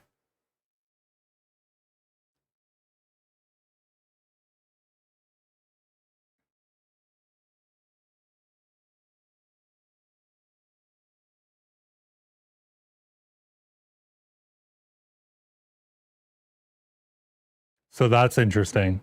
I feel like this is single directional. If you have a restriction, you only apply the constraint in the direction that it applies to. Unless there's something in the paper that says that we do it in both. Applying joint limits to fabric. This is the original paper. So shoulder model, spine model, hand model, strength model. Joint being defined by position and orientation. In the most general case, has 3 degrees of freedom. A bone rotation can be described by factoring it into 2 rotations, rotational and orientational. So we've got our X, Y, and Z rotations.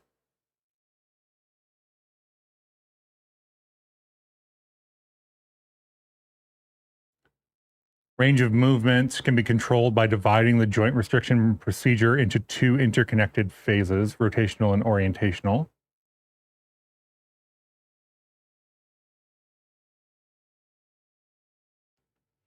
First question, does this need to be implemented by modifying the quote tip to base pass we already have, or by another tip to base pass after the 2 passes?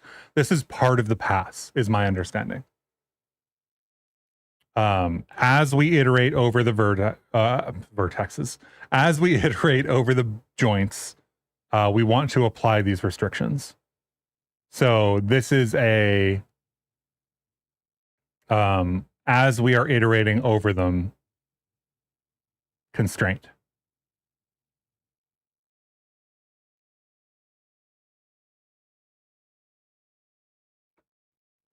I think that in some sense we could do another pass and apply the constraints in another pass, but that doesn't fundamentally in my mind, that doesn't fundamentally make a whole lot of difference, right? If we're doing each individual joint and there's a constraint on the middle joint and we wait to do that in a second pass, then I guess we technically get to skip to that joint because none of them have constraints. But once we touch one of them, once one of them has an effect, we have to touch everything else anyway.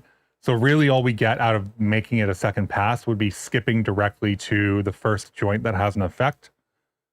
In which case, I think it's just the same as doing, or it's rather additional work at a different time, overdoing it as we're iterating over.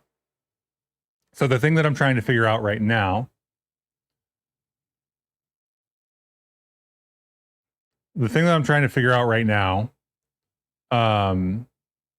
is, do we do this in both phases, forward and backward? Or is this kind of the thing that is limited in the direction of the constraint?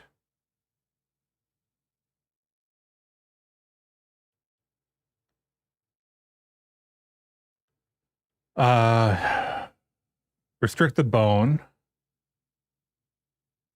A couple of other different approaches. Limbs of 3D characters independently in closed forms, resulting in fast analytical solutions. Pin and drag.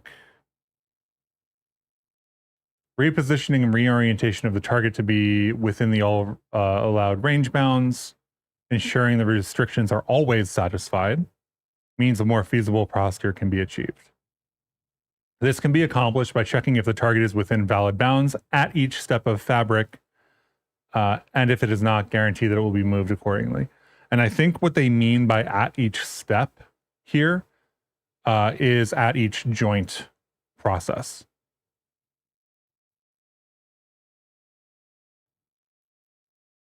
You had to skip a few minutes, so you might have missed it. Don't you already have one constraint implemented? Isn't bone length a constraint too?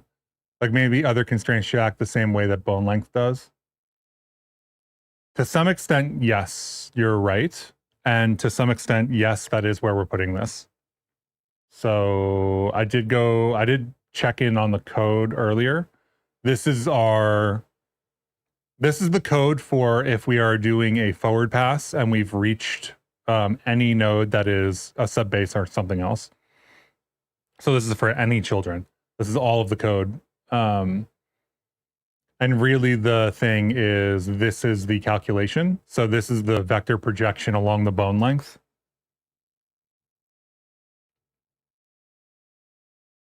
Right? We get the angle effectively from this vector, from child position to the current subbase. And then from that child position, we go in the direction of the bone and pick that point.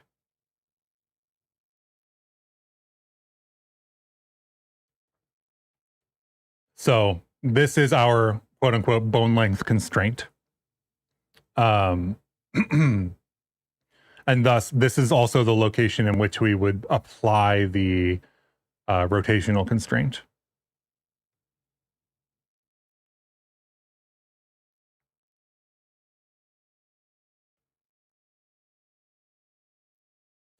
Yes, bone length is a constraint, Xavier says.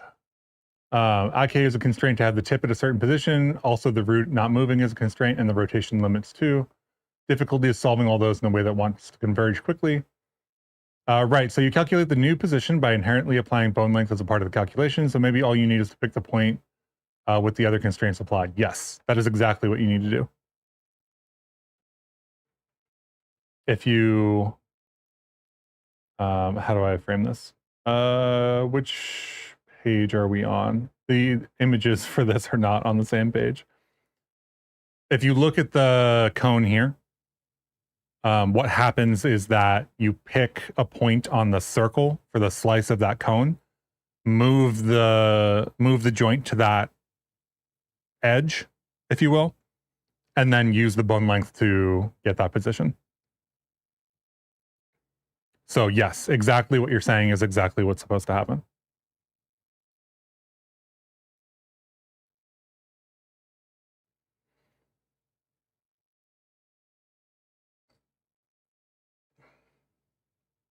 And that's what we're getting to here. So this proposed methodology simplifies the 3D problem into a 2D problem. Complexity reduction accordingly. In this section, joint restriction is presented for the general case of a ball and socket, which I think is the figure below this.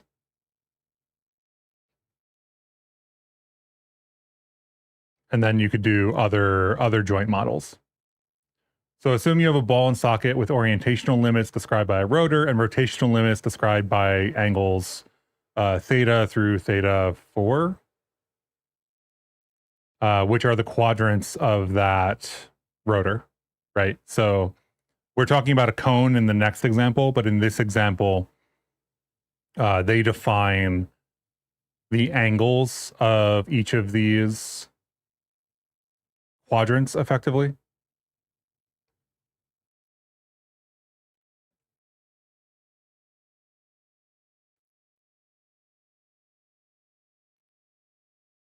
So it's just a more general case of a cone.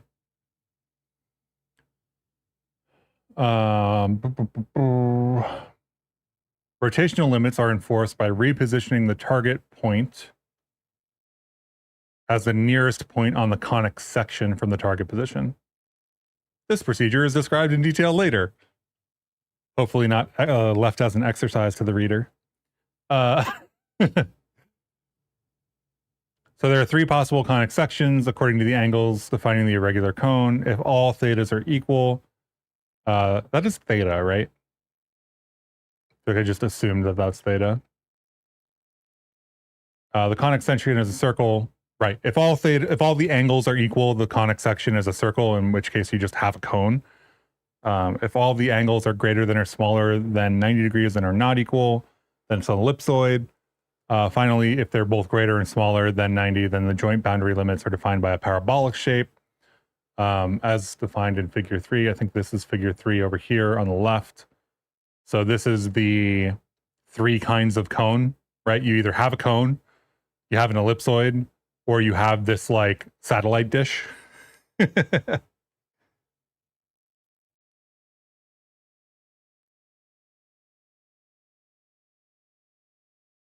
Not gonna lie, I feel the paper might have said that in a more complicated way than it needs to be. I think that that's true. I think that's true for a lot of papers. We've talked about paper culture before. I think that paper culture is kind of like, to some extent, communication between experts, and to some extent, how do I frame this? I think that how to communicate ideas is not necessarily the skill demonstrated in a paper, right? The expertise is in the subject matter, not in how to communicate that to multiple audiences in one text. So what we're getting here is the expert's understanding of their own context written down for other experts, more than it's for, say, like this paper is not for me to read. Not really. It's not aimed at me as an audience. You would say, to some extent, not really explaining some necessary details. Yeah, I think like the things that I kind of really need to know to do an implementation are not given weight comparatively in the paper. For example, they're describing this way of projecting onto this cone, right? They leave out all other joints, which is fine, like left as an exercise to the reader. But the thing that I'm looking for in the paper right now is, does this restriction apply to both directions, right? Forward and backward phase? You don't understand the way they and you explain the 2D cone slice. It feels strange to involve length in a calculation which only needs angles as in normalized vectors and multiply the length. So let's say you have a cone and you have a position, right? You can, so like the joint is here, right? And this is my fake cone. This is great, right? What a wonderful cone visualization. But if you have some position over here and some cone over here, you can take this position and map it directly onto that cone edge. And to do that mapping from here to here, that is a 2D operation, right? That is taking a circle for that slice of the cone from that distance and just mapping it onto that cone edge. And then the other thing that happens is the bone length constraint. So wherever this is on this cone, it is now correctly angled for the other joint, and you just move it to wherever that bone length is. Thus, you move it to the cone and then to the joint. And in that way, you are the correct length of way within the angle set.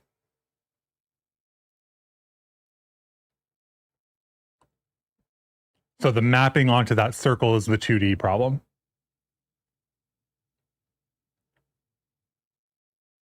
Does that make more sense?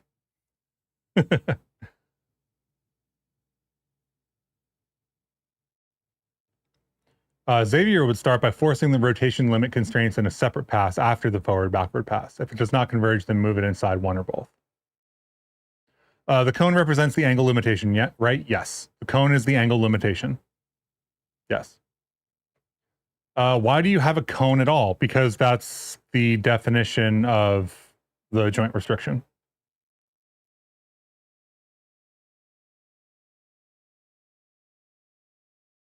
You're defining the angles at which this joint can move, which happens to be a cone. Doesn't have to be a cone.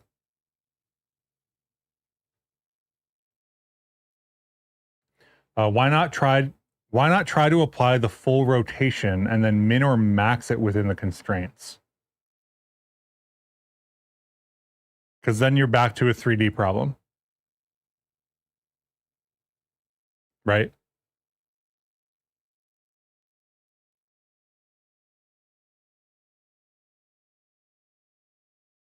So for P2 here, right? Let's say P3 has a joint constraint in the direction, in whatever direction, right? Same direction as the cone. We're just kind of ignoring the cone.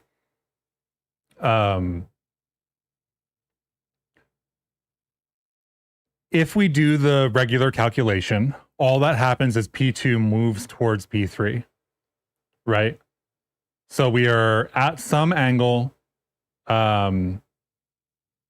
away from P3, right?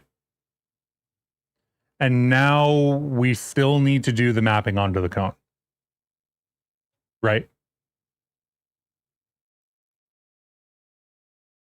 Because remember, P2 and P3 are not necessarily a bone length away right now. P3 just got moved towards P4. So the distance between P2 and P3 is likely, not guaranteed, but likely more than a bone length. So I'm not really sure what you mean by apply the full rotation and then min or max it within the constraints.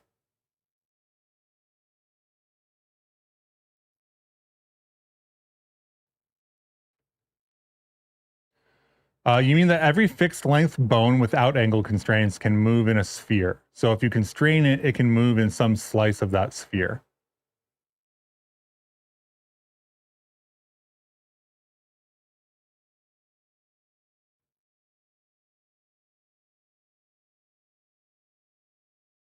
Okay, so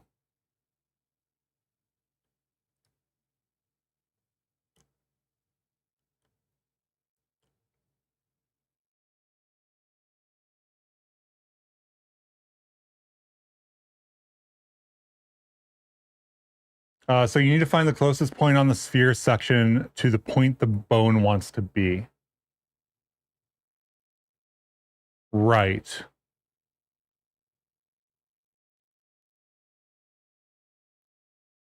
Which is still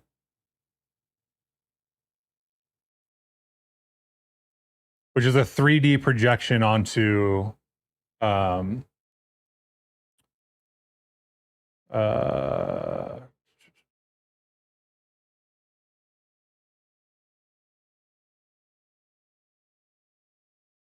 from P3, if we have a sphere, right? If we model a sphere here,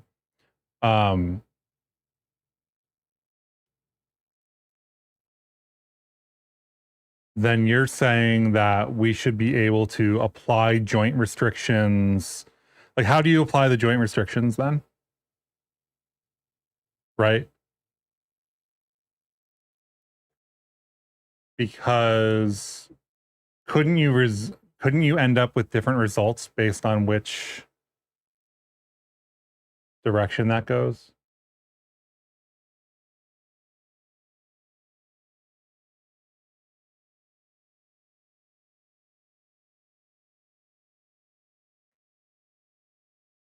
Trying to think this through in my head in the way that you're describing it. You're basically saying that there is a rotation, like P3 is rotated in some way, is what you're saying. But where do we get that rotation from?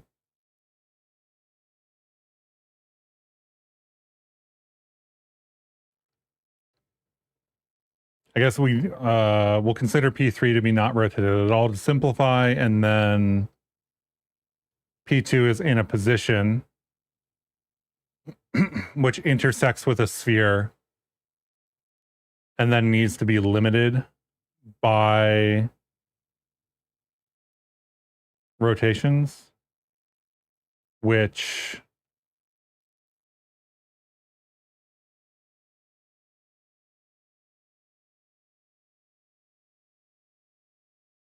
requires doing 3-dimensional restriction,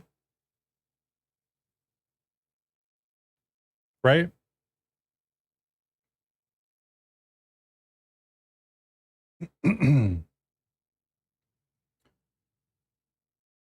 Which now that you're formulating it sounds like what GIST duels do constantly. So your approach without knowing the way it's supposed to work would be to use the same algorithms which are used to find the closest point in a polygon in GIST tools. Or not a polygon, but you know what I mean. So yeah, you want to make it a 3D problem and then solve the 3D problem, right? That's what you're saying? You want all joints to be a 3-dimensional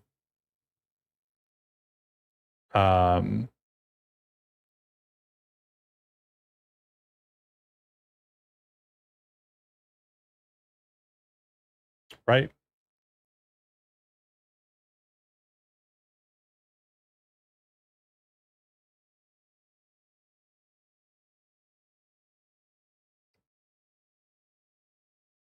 And then from that sphere perspective, the rotation would be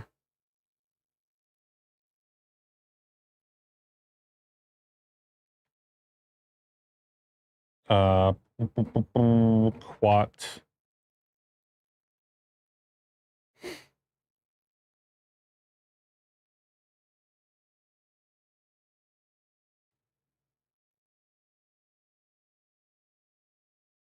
How do we find a point on a subslice of a sphere?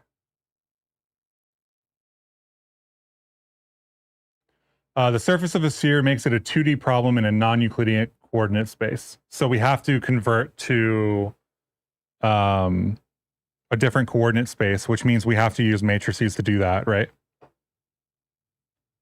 Or am I wrong about that?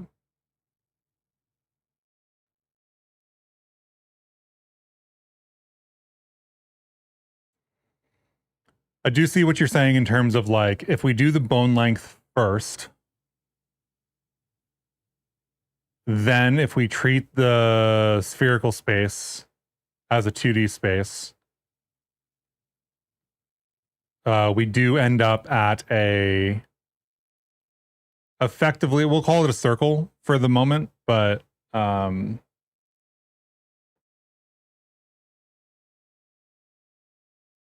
you still end up having to do a projection onto that circle, right?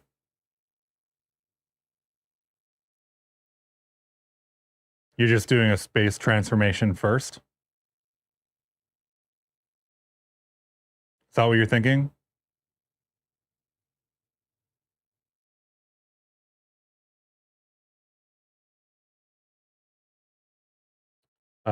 Because you end up getting, for this specific example, you end up getting a total sphere, which presumably includes this, like a bone length sphere, we'll say, right? So mapping this onto the sphere would take just the direction. So vector subtraction plus the calculation we're already doing puts this in the right place on the sphere. And then we have to do an additional mapping of those coordinates into the 2D space, which now that circle is on.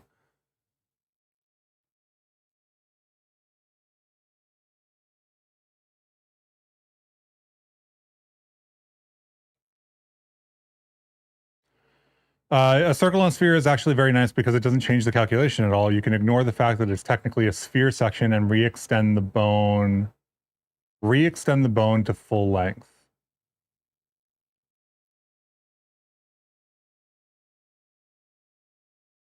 Why would we need to re-extend the bone to full length? Oh, you're saying do the sphere first, not the bone length first.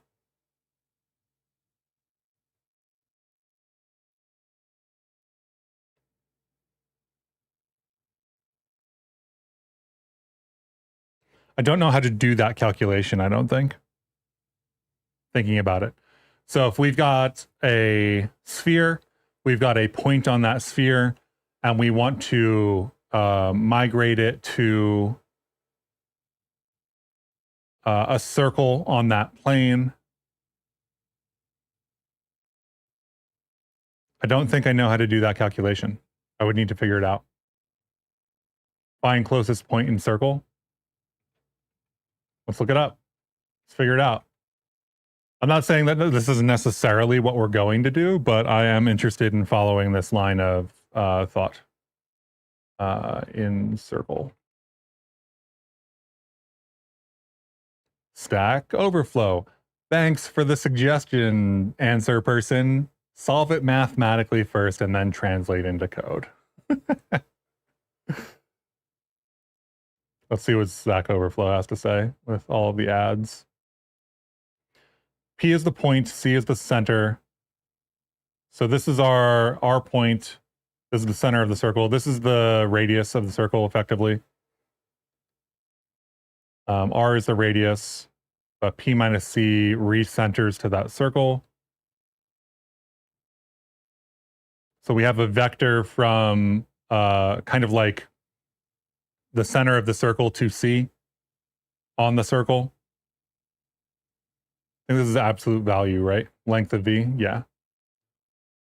So the length of the vector times the radius, which is going to be the bone length, I guess. No, the radius of the circle is the length of the vector anyway, right?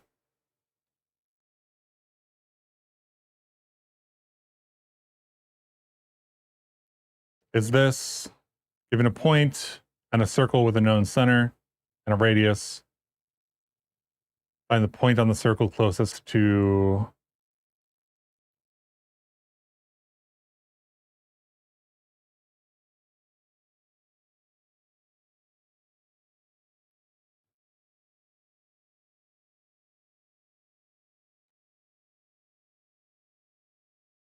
you don't need to do the length first. If you normalize the vector, it doesn't matter if the circle is 1 or 4 units away because the projected size is the same. And you talk yourself back into a cone. Great. Yeah. I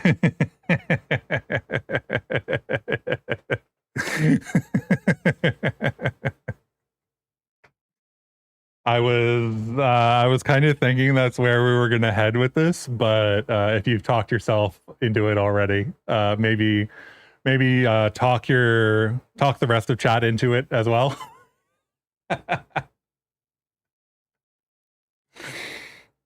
My understanding is that no matter what, we have to do 2 calculations here. We have to do the length calculation for the bone to the next vector, and we have to project onto that circle. And if we project onto the circle directly, then it's just a slice of that cone effectively, and it's a 2D problem. And then we do the distance. And then if we do a sphere, then we are recreating a 2D coordinate system on which there exists a circle and a point. And I think the only extra thing we've done is we end up having to do some extra multiplication to create that, right? Like the cone isn't necessarily the thing that really matters, right? It's the projection of the point onto the circle.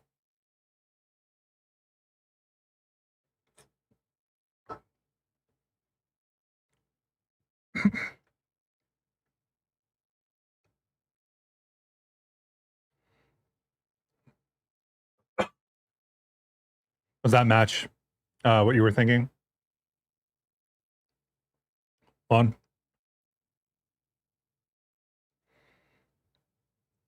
Right. What happens if you plot a circle on a sphere in angle space? In angle space? I don't know that I know what angle space is.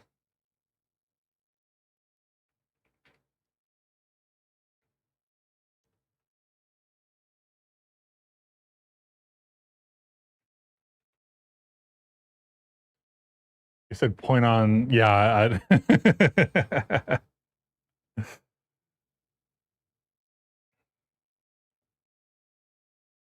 Right. Spherical coordinates, which are just polar dimensions, right?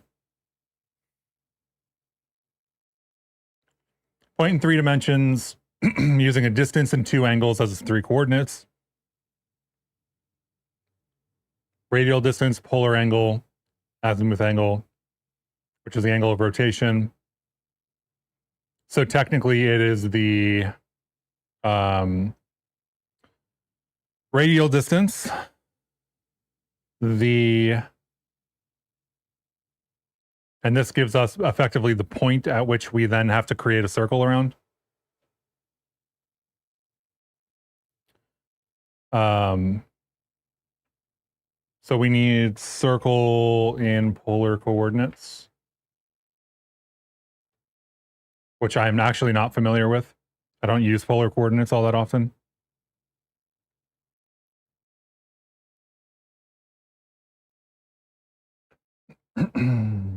Two A cosine theta plus 2B sine theta. This just happens to be a circle. Again, the other formulation of this joint doesn't need to be a circle. So we actually do get more complicated than this.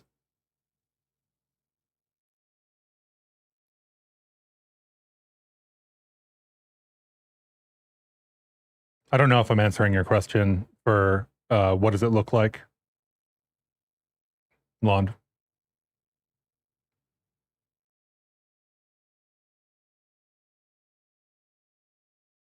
We get the radial distance, polar angle, and given an axis. So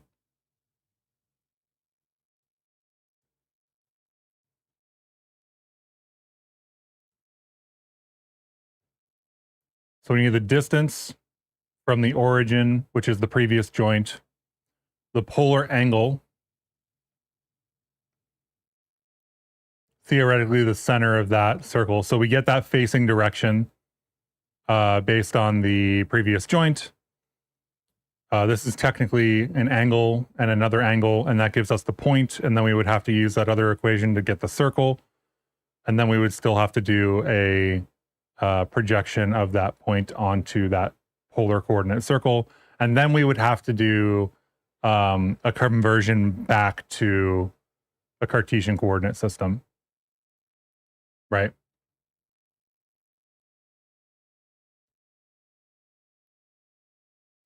I don't think we want to do the conversions, but I was just thinking it might work out. You don't need to do anything besides converting the constraint to the correct coordinates and treat it as flat and the angle of the bone as coordinates. Yeah, we are treating it as flat anyway, though, right? Like if we go to this, I believe what's happening here is that we already have a 2D problem, right?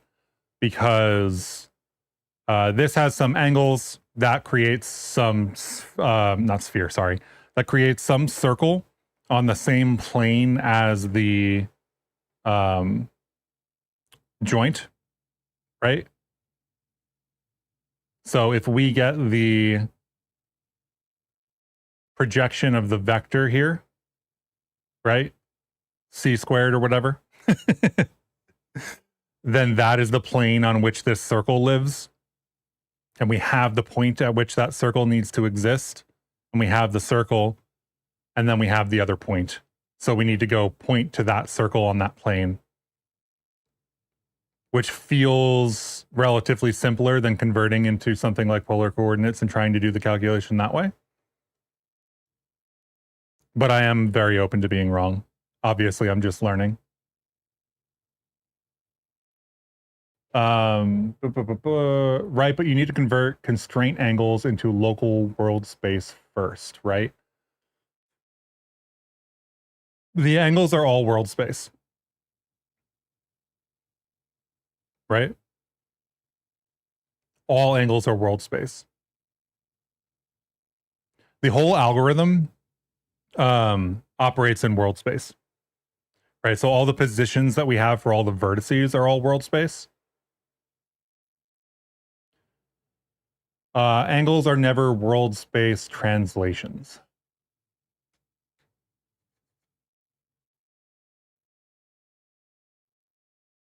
are never world space translations.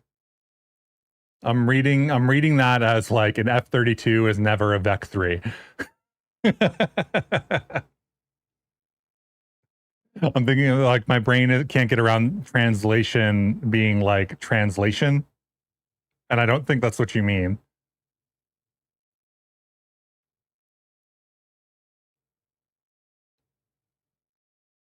AKA rotation versus orientation, or position versus translation.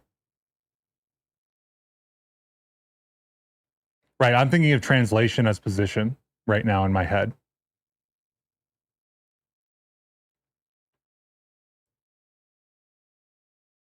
So given a world space position and a set of angles off of that world space position,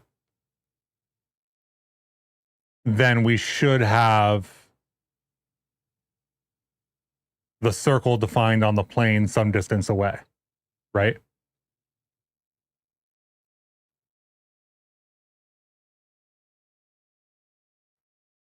I think that which leads me into why I was reading the paper before to figure out if this was directional or not. Because the orientation of, I think it's the orientation. I think I might be mincing my words now. The direction that P3 is facing in is 2P4, right? So it's the vector P3, P4, and that's the angle. So if you continue with that angle, you end up with the vector from P2 to like the intersection on that line. That is the point at which we create the circle. The circle is created via the angles on that plane.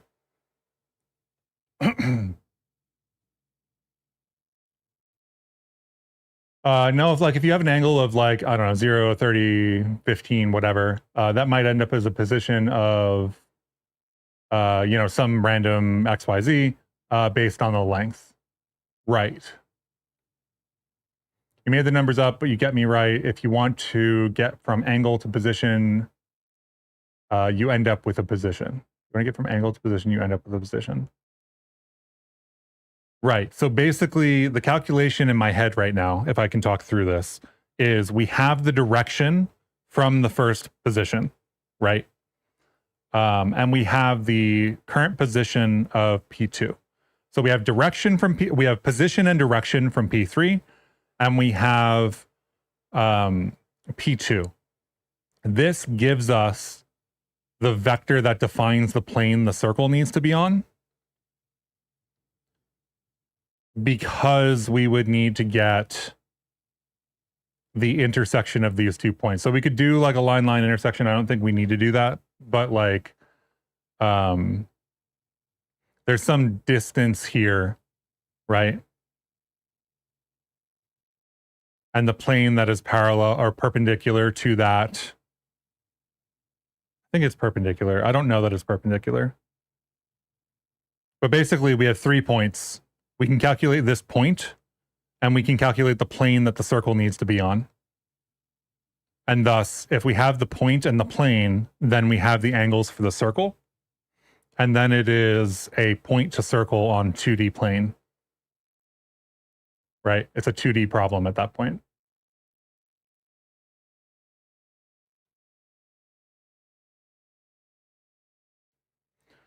Your idea is, what if the angles themselves can be treated as quote unquote positions in the spherical coordinate system, and your constraint circle can be as well, so you can calculate with purely angles?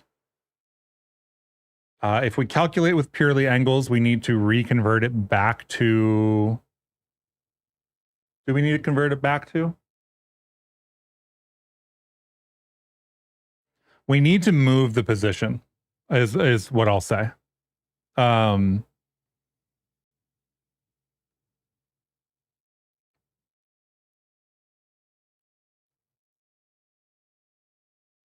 If we do it in polar, then we end up with an angle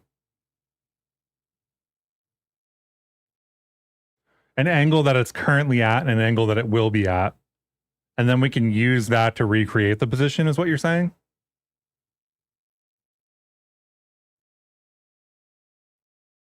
but I'm not sure the conversion to polar is worth it.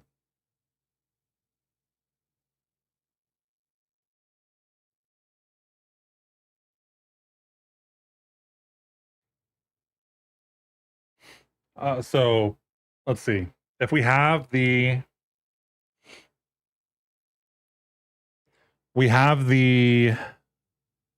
angle, I guess then from P2 to, we don't call this vector anything. We'll call this like D3 vector or something, facing direct vector. We do have that angle. And we have we theoretically have an angle at that rotation. Is that accurate?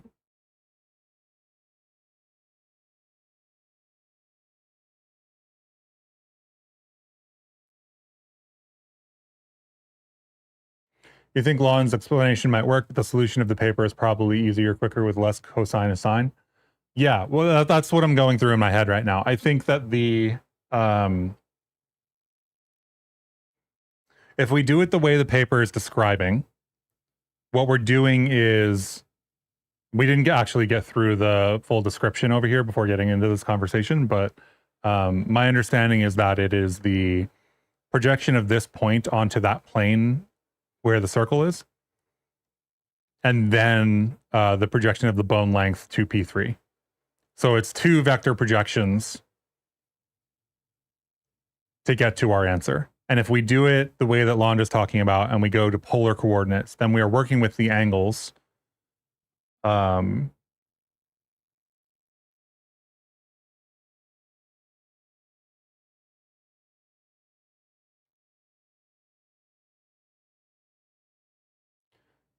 Wait, I think a part of this I haven't communicated clearly is that a position on a sphere can be described with just two angles, so it's a 2D coordinate space. Yes, I think that's what we just covered that when we looked at the polar coordinates, right? If we go back to like polar coordinate, right? Like, I guess we weren't on the polar coordinate. What page were we on? Anyway, points in the polar coordinate system with pole 0 and polar axis L. We do need that axis. We have that axis, I think. I think that D3 is our axis, right? So we would have to take D3 and convert it into a rotation, or I guess that's 0 then, right? And the, I forget what the terms for them are. Sorry. The azimuth was one of them, and then the other one was, I can't remember what the other one was. Oh, you were talking about spherical coordinates, not polar coordinates. Those are different. That's why.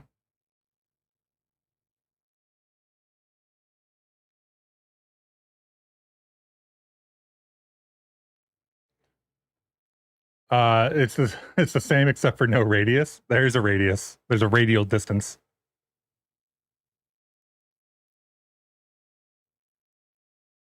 I guess polar coordinates and spherical coordinates in my head are the same thing because they're both circles, but they're not. They're 2D and 3D.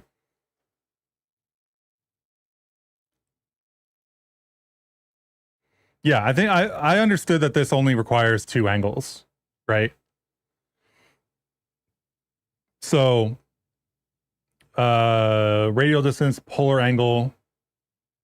So we have some polar axis, right? That's D3 for us. That's our facing vector, I think. And then we have a radial distance, which theoretically is the bone length, right? I guess we could do the length of the vectors between the two, right? Because we'll have that length as well. So let's say we're doing the current length of the vector to the point before fixing. We have the polar axis, and then we have the, I guess, the azimuth angle.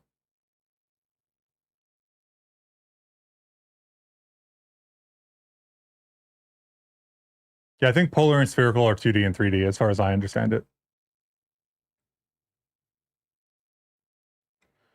Your idea was that if you can constrain the angles themselves directly to a circle in their coordinate system. Right.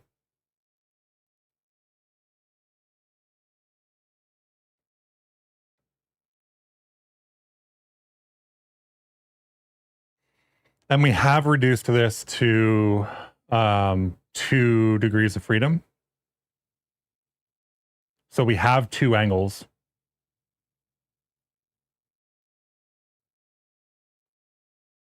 And then that point would be defined by 2 angles, and we would have a circle defined by, I think, what was it, like 2 cosine theta or something like that?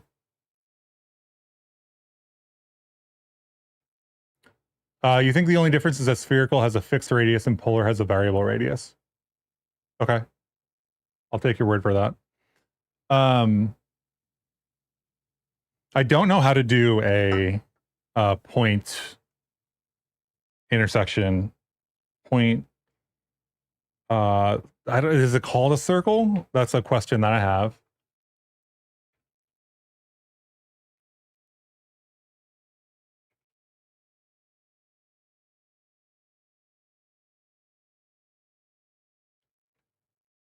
Intersection of 2 arcs on a sphere is not what we want, right? Circle, circle intersection. Spherical coordinates.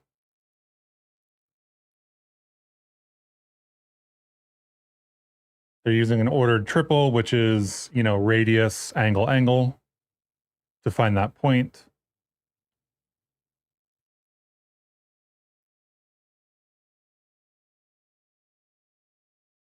Triple integrals in spherical coordinates. Perfect. Let's take Calc 3.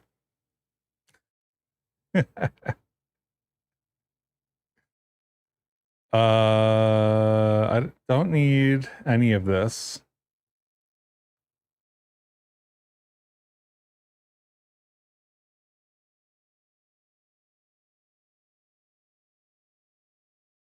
So I guess we need to redefine that angle as off the polar axis then.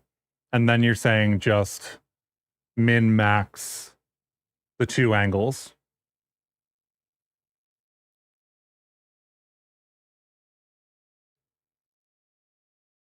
Hey, Abyssal Witch, how's it going?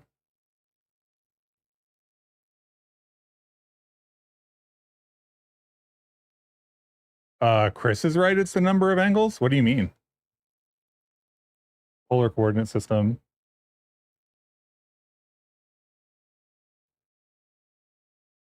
Distance from pole and, oh, okay. So it's 1 angle for 2D and 2 angles for 3D. That makes more sense. I don't think I said that earlier. Maybe I did.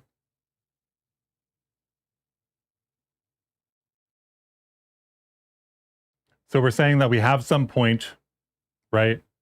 Defined by 2 angles and a radius.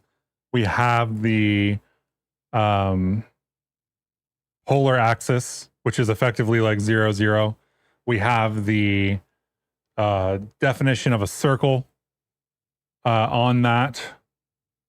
So in the future, we would need to define that slightly differently, right? I think that gets more complicated if we get into the ellipsoid space and whatever. I mean, min max might work for some constraints, but it's going to be a rectangle-ish if we do that. We don't want a rectangle. We want that circle, right? So if you're saying that a circle and spherical coordinates is going to turn into a rectangle, that's not what we want.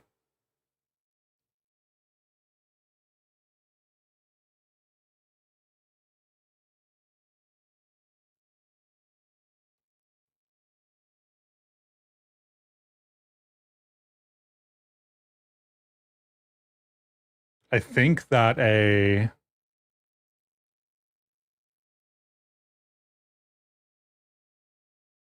I'm trying to think of a circle on like, I don't know, New York State or something.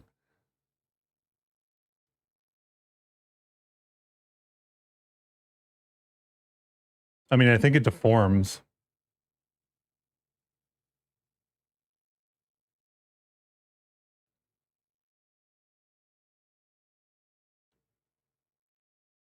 or circular if maxing the rotation around a common axis that is not aligned to X, Y, or Z. Yeah, I mean, we're not really trying to do that. I think I would need to work out the math for the polar stuff or the spherical stuff to see if that made more sense. Neither of those approaches really affects the thing I was trying to figure out earlier, I think. You're not saying that a circle and spherical is going to turn into a rectangle. You're saying that min and max limit is going to be a rectangle because you said something about min and max. You said something about min and max earlier, and I was just referencing that.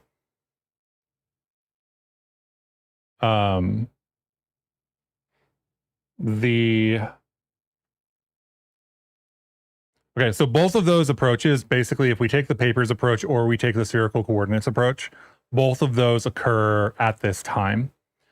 But the question that I have in my head is still, is this time only forward or only backward or both?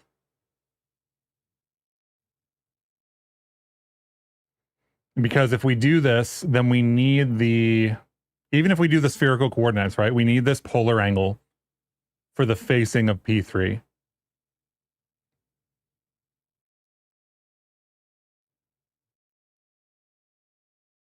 Right? Which is defined by where it's looking to, which if we're doing a backwards pass, we don't get until after we've reached that.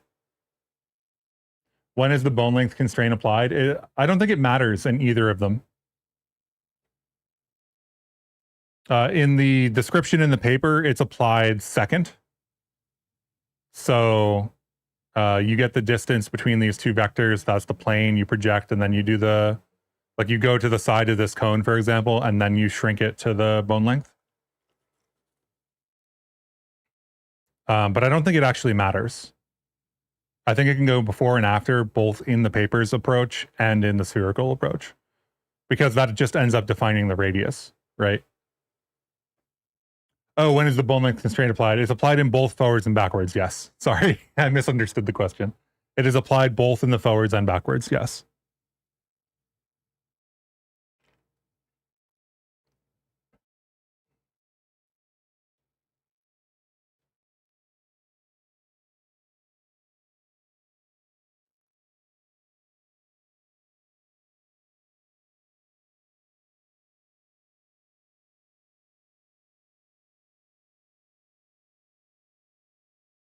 So why would the angular constraint be different? I'm trying to look at the information that we're going to need to calculate the constraint and where we're going to get that axis, right? So if we are going P3, P4, P3, P2, P1, right? And the joint constraint is from P3 to P2, then doing this calculation makes sense because we have the axis for having just faced P3, right? Or sorry, just having faced P4. We just defined that axis. Whether we do spherical or plane, we have this direction, right? If we go P1, P2, P3, then we don't actually have that direction.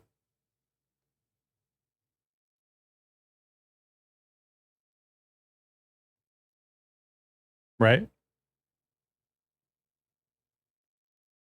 I guess we're yanking P3 into a different position. So it's two different calculations then. Why would it only need to be applied in one direction when the bone length needs to be applied in both? I'm not saying it should. I'm trying to find in the paper where they say it. Those are different things, right? I'm not saying it should work one way or another. I'm trying to find the location in the paper at which they describe which place it should be applied. The only thing they've said so far is for each step.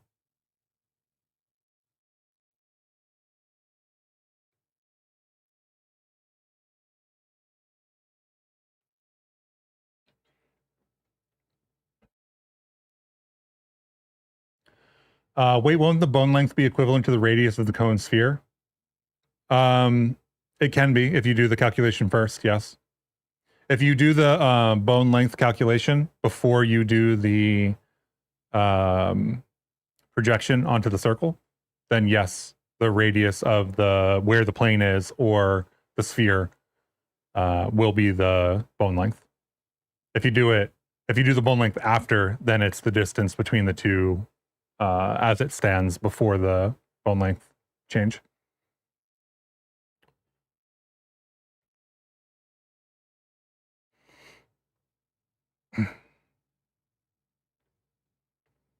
Okay, so they have three whatevers. Figure 4 gives a graphical representation of the implementation constraints for an irregular cone and rotational motion bounds for the case of an ellipsoid. So that's this.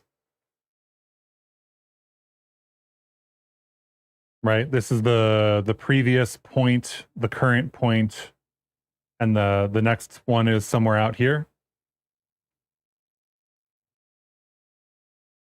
Describes each of the thetas. We're just saying it's a cone, so this is not an ellipsoid.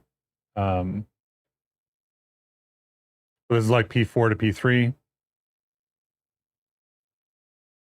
And here they describe the mapping to 2D. So you end up with a point and some kind of ellipsoid to do the projection against the edge here.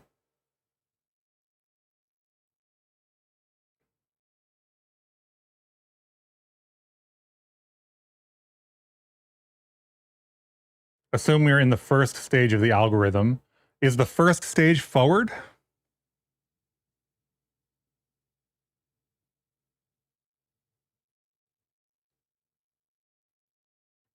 Oh, damn it. You just had an idea. Now you have 3 ways to think about this kind of constraint floating in your head. Nice. Okay, so the orientation, assuming we're in the first stage of the algorithm. So they're referring to forwards as the first stage. I don't know why they changed the way they refer to the phases. That is really annoying. But I think they mean forward by first stage. So they've just calculated the new position of joint PI prime. So the new position of PI. And we want to find the new position of the I minus 1th joint. So PI minus 1. So if we found P4, then we're trying to find P3. Or I guess in this case, if we found P3, we're trying to find P2 in the demo over here.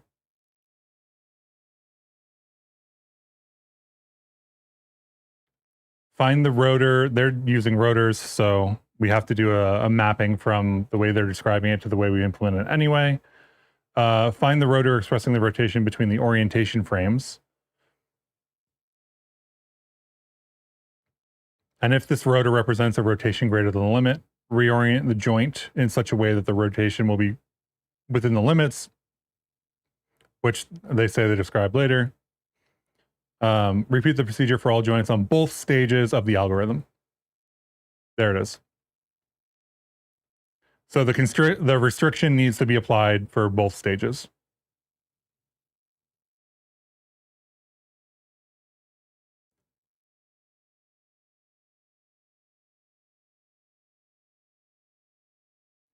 I think the thing that, let's see, orientational constraints, rotor, reoriented joint, check whether the rotor is within the motion range.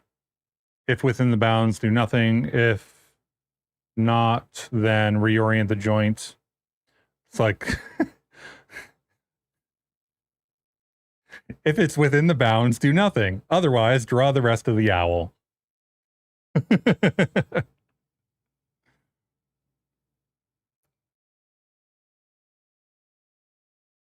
Once the orientation is established, the rotational limits can be applied.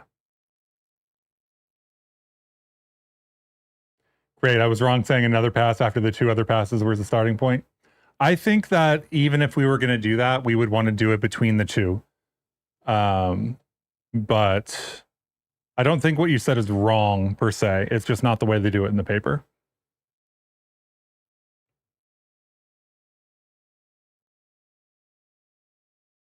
So we find the projection of the target on the line. Which, is this a figure or are they just like randomly throwing?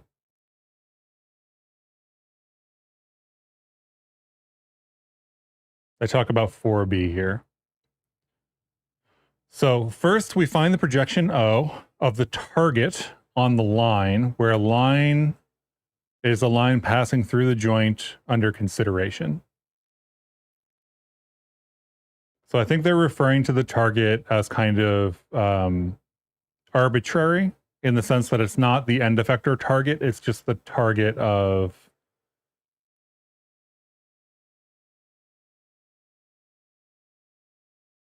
God, that's so confusing. Why did they reuse the word target? So the O here, right?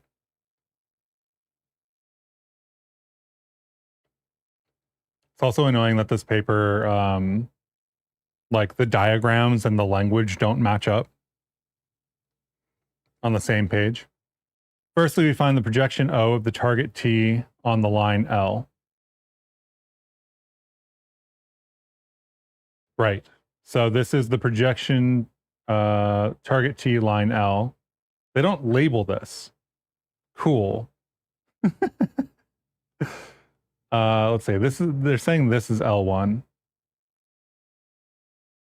Oh, target T on line L. So P1 or PI is target. Right? PI plus 1. PI is target. So the projection...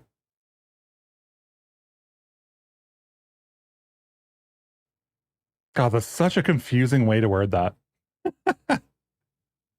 It's the vector from P4 to P3. Then determine the distance from the point O to the joint position. So that is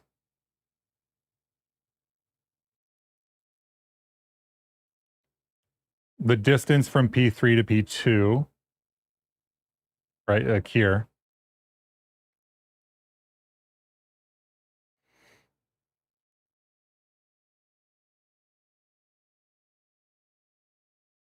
And calculate the distances S tangent theta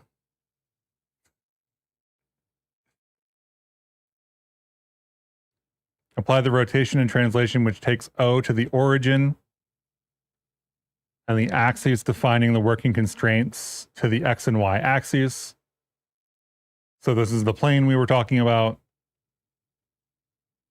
And working in this 2D plane, we locate the target in a particular quadrant and find the ellipse based on that quadrant using the associative distances. So we don't need to do quadrants necessarily because we have a cone in my head right now, but yeah. To get the angle, the third one, to get the angle, you need to move the goal back towards the center vector. The center vector. You mean that projection of O from target. Anyway, that's the result of your third way of thinking about this. Read the rest of the owl for circles. The center of the circle is a vector. Yep, it's a point in space. And the radius is an angle, which you can then use the angle between the center and the unconstrained goal and subtract the radius angle.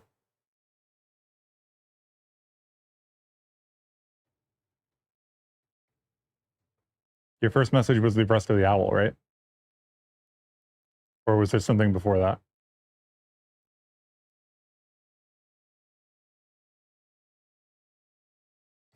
Good to have it confirmed, but you were 99% sure it needs to be wolf. Yes, I was thinking that unless there was some insight the paper authors had, that it would end up being both. Which just means you need some additional data to do the joint restriction. But rather than guess, I wanted to find it in the paper, is really all I was doing. Right? Even if I think it's a correct guess. You got cut off by YouTube length. Yeah. Yeah, the center of the circle is a vector. It's a point in space. Yeah, it's a vec3. Or a vec2, I guess, technically. But the radius is an angle. The radius is an angle?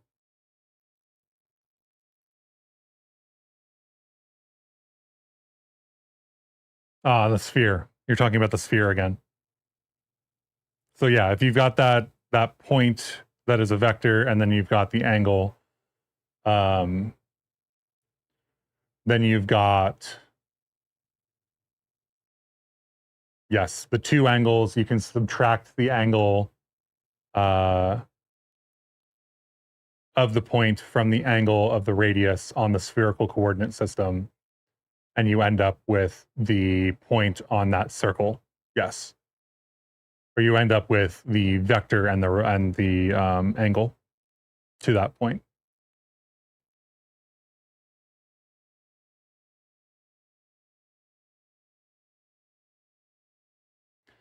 The Calico Java lib does implement joint constraints in case it's helpful. That might be helpful. Might be helpful. I think that the joint constraints, like I said before, is just going to be me writing some tests and trying some implementations. So we find the projection 0. Oh, it's almost 11. Okay.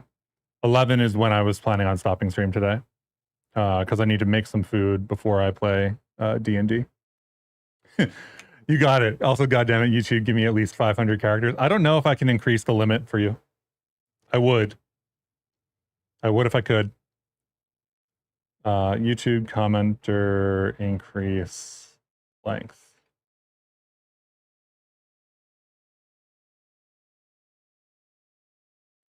YouTube live commenter increase length.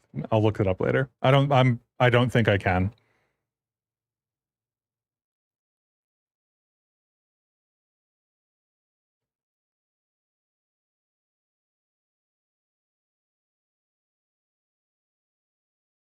But I'll look it up.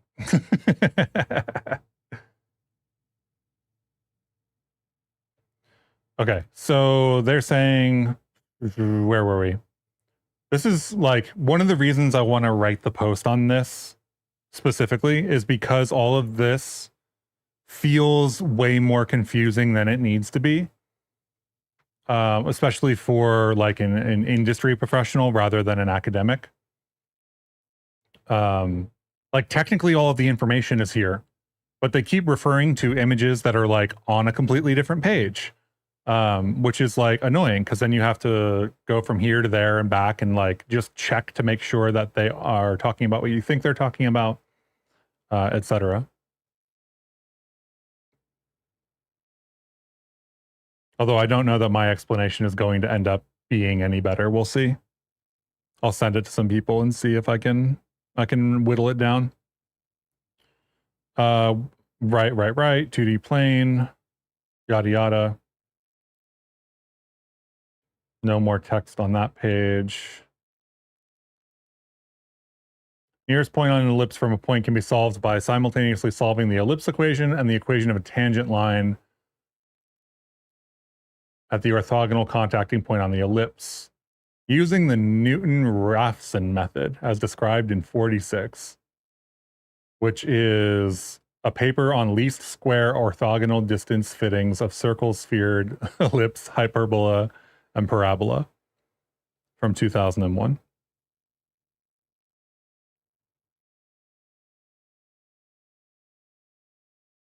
I do read Discord messages during a stream. I have Discord on a different computer. I'm not going to risk like somebody sending me some random DM that they expect to be private or something like that. So I don't have Discord open on like my main computer that you see, but I do have it open on Windows. So when I get messages or pings, I do see them. I don't necessarily read them if I don't think they're important, but I do see them.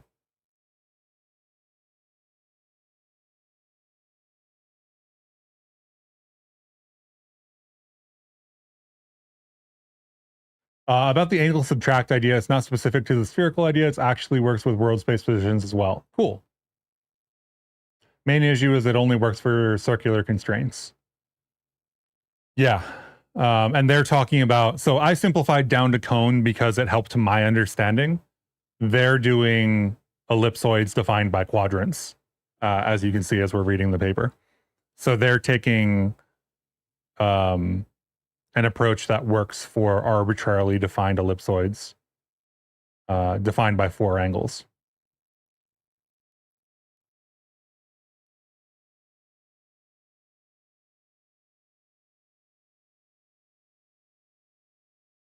And I assume also like the spherical might work for the cone situation for a specific joint type, but this is going to be like a recurring problem for like all 6 joint types, right? There's going to be 6 joint types. There's going to be 6 solutions. And basically what we're going to end up with is, I think, an enum of joint restriction types. And you will place one of the enums on the joint to define what the restriction is going to be. And then we will look for that when doing our iterations. And if we have one, then we'll do the restriction logic when we're iterating over the joints. And if not, then we will do the regular bone constraint.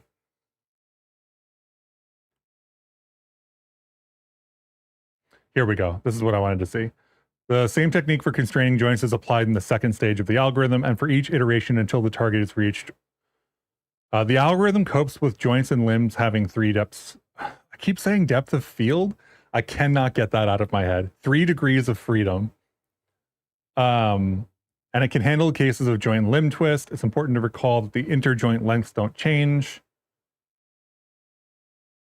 Proposed joint restriction methodology can be extended to manage joint limits greater than 180 degrees.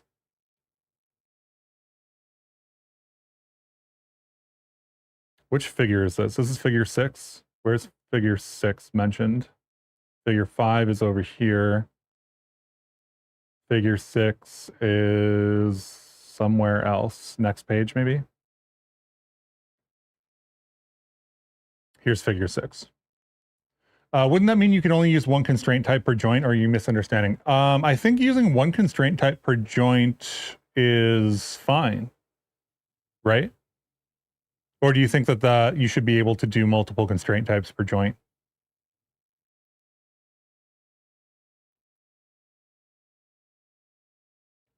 I guess if you have a sliding joint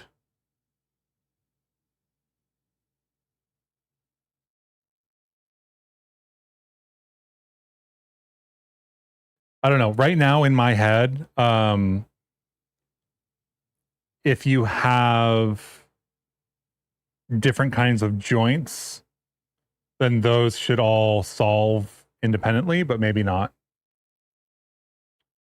So you can limit angle and also make the joint springy.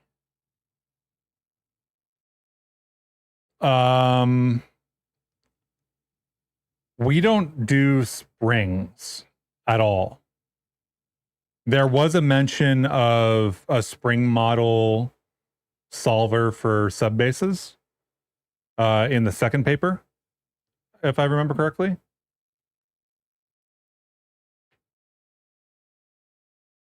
Yeah, a mass spring model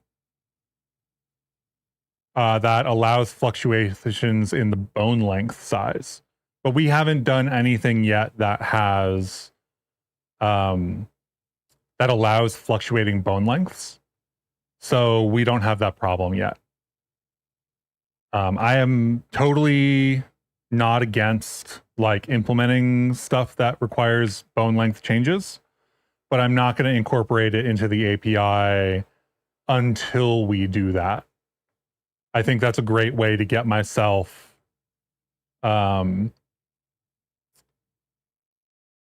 like stuck trying to think about super future stuff, if that makes sense.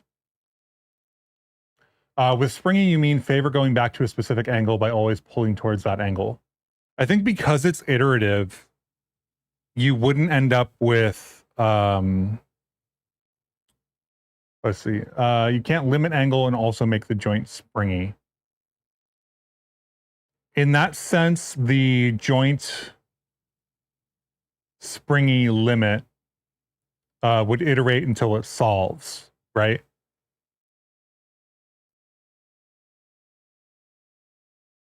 So limiting the angle would require having a specific angle. Or am I misunderstanding what you're saying? Right? Because if we consider, let's say, X and Y rotationally, right? And you want to limit Y to being 45 degrees all the time and X to be something else, then you just have a regular constraint, right?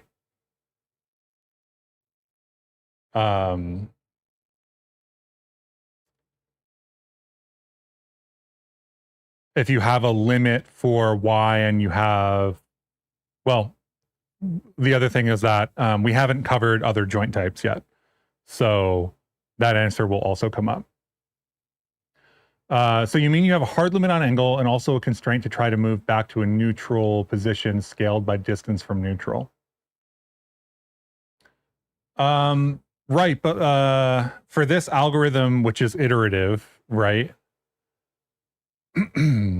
That would be a sophisticated joint type, right?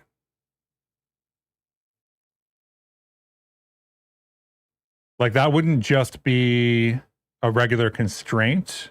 That would be a constraint that you would want to operate over multiple frames. Is that what you're saying?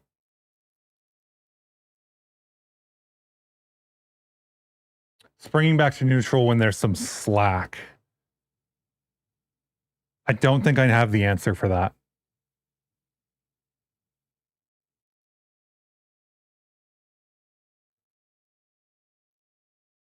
I think that's a new joint though. Thinking about it, if you have something that, let's say, wants to be 90 degrees and can be compressed to 45, right? Then at any given time, if you can put it to 90, then you should put it as close to 90 as you can,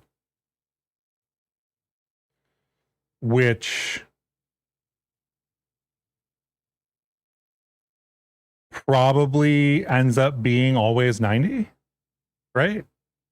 Because then how do you constrain that to be 45?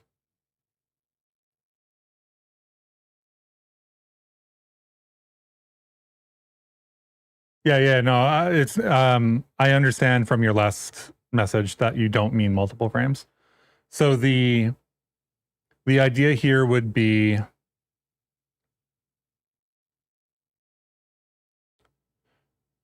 if you had a 3-bone chain, no, not a 3-bone chain. You had a 4-bone chain where the middle could be either 90 or 45. I think you always end up with 90 if everything else is unconstrained, right? There's no way to make that work. I guess if it wants to be 45, right? So if you have a 4-bone chain and the middle wants to be 45, and the two, I guess the root and the end effector are far enough away that it has to open up to 90 to reach, that would be the situation, right? In which case, I think that is, I think that delves into the prismatic approach.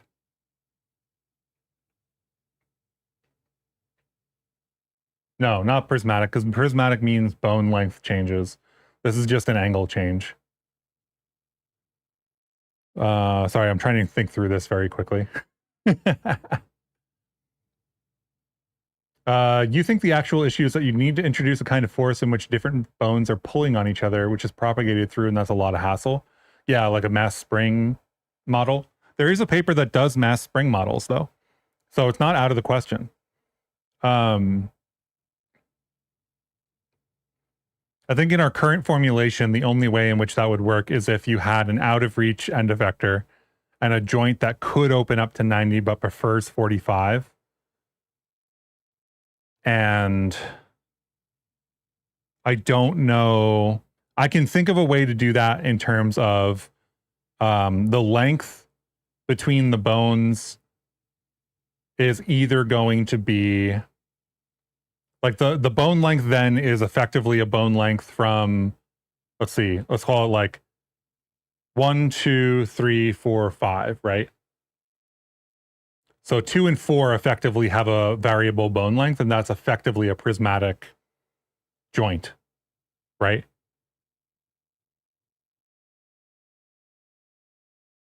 Because that distance is really all that matters. The angle doesn't necessarily.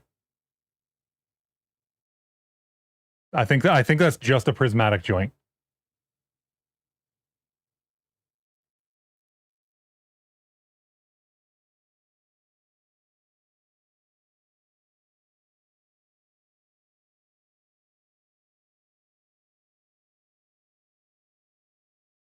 I don't have the final answer for that. We could look into things like prismatic joints and whatnot. We can expand the like. It wouldn't be a bad future stream to like once we get a couple of these implemented to try to expand them into more, and try to have more examples and more demos. At that point, we're just creating an inverse kinematics crate for the Bevy ecosystem, which is totally fine. That sounds like it could be fun. But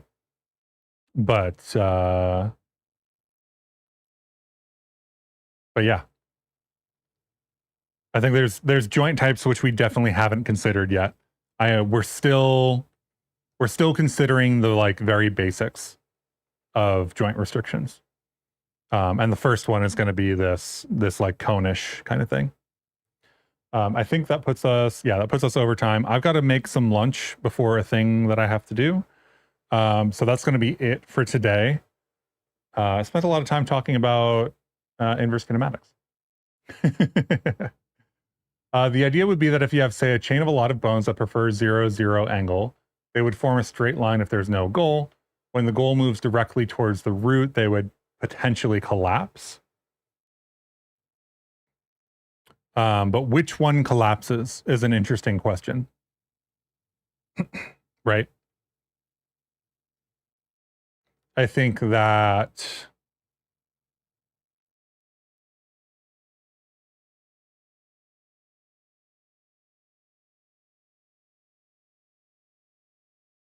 probably they all end up collapsing a little bit.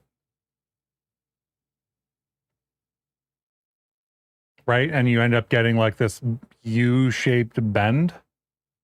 I don't know. It's an open question for me. That would form a smooth circle. Yeah. So if they all pull a bit, that makes sense. I don't know. I don't know.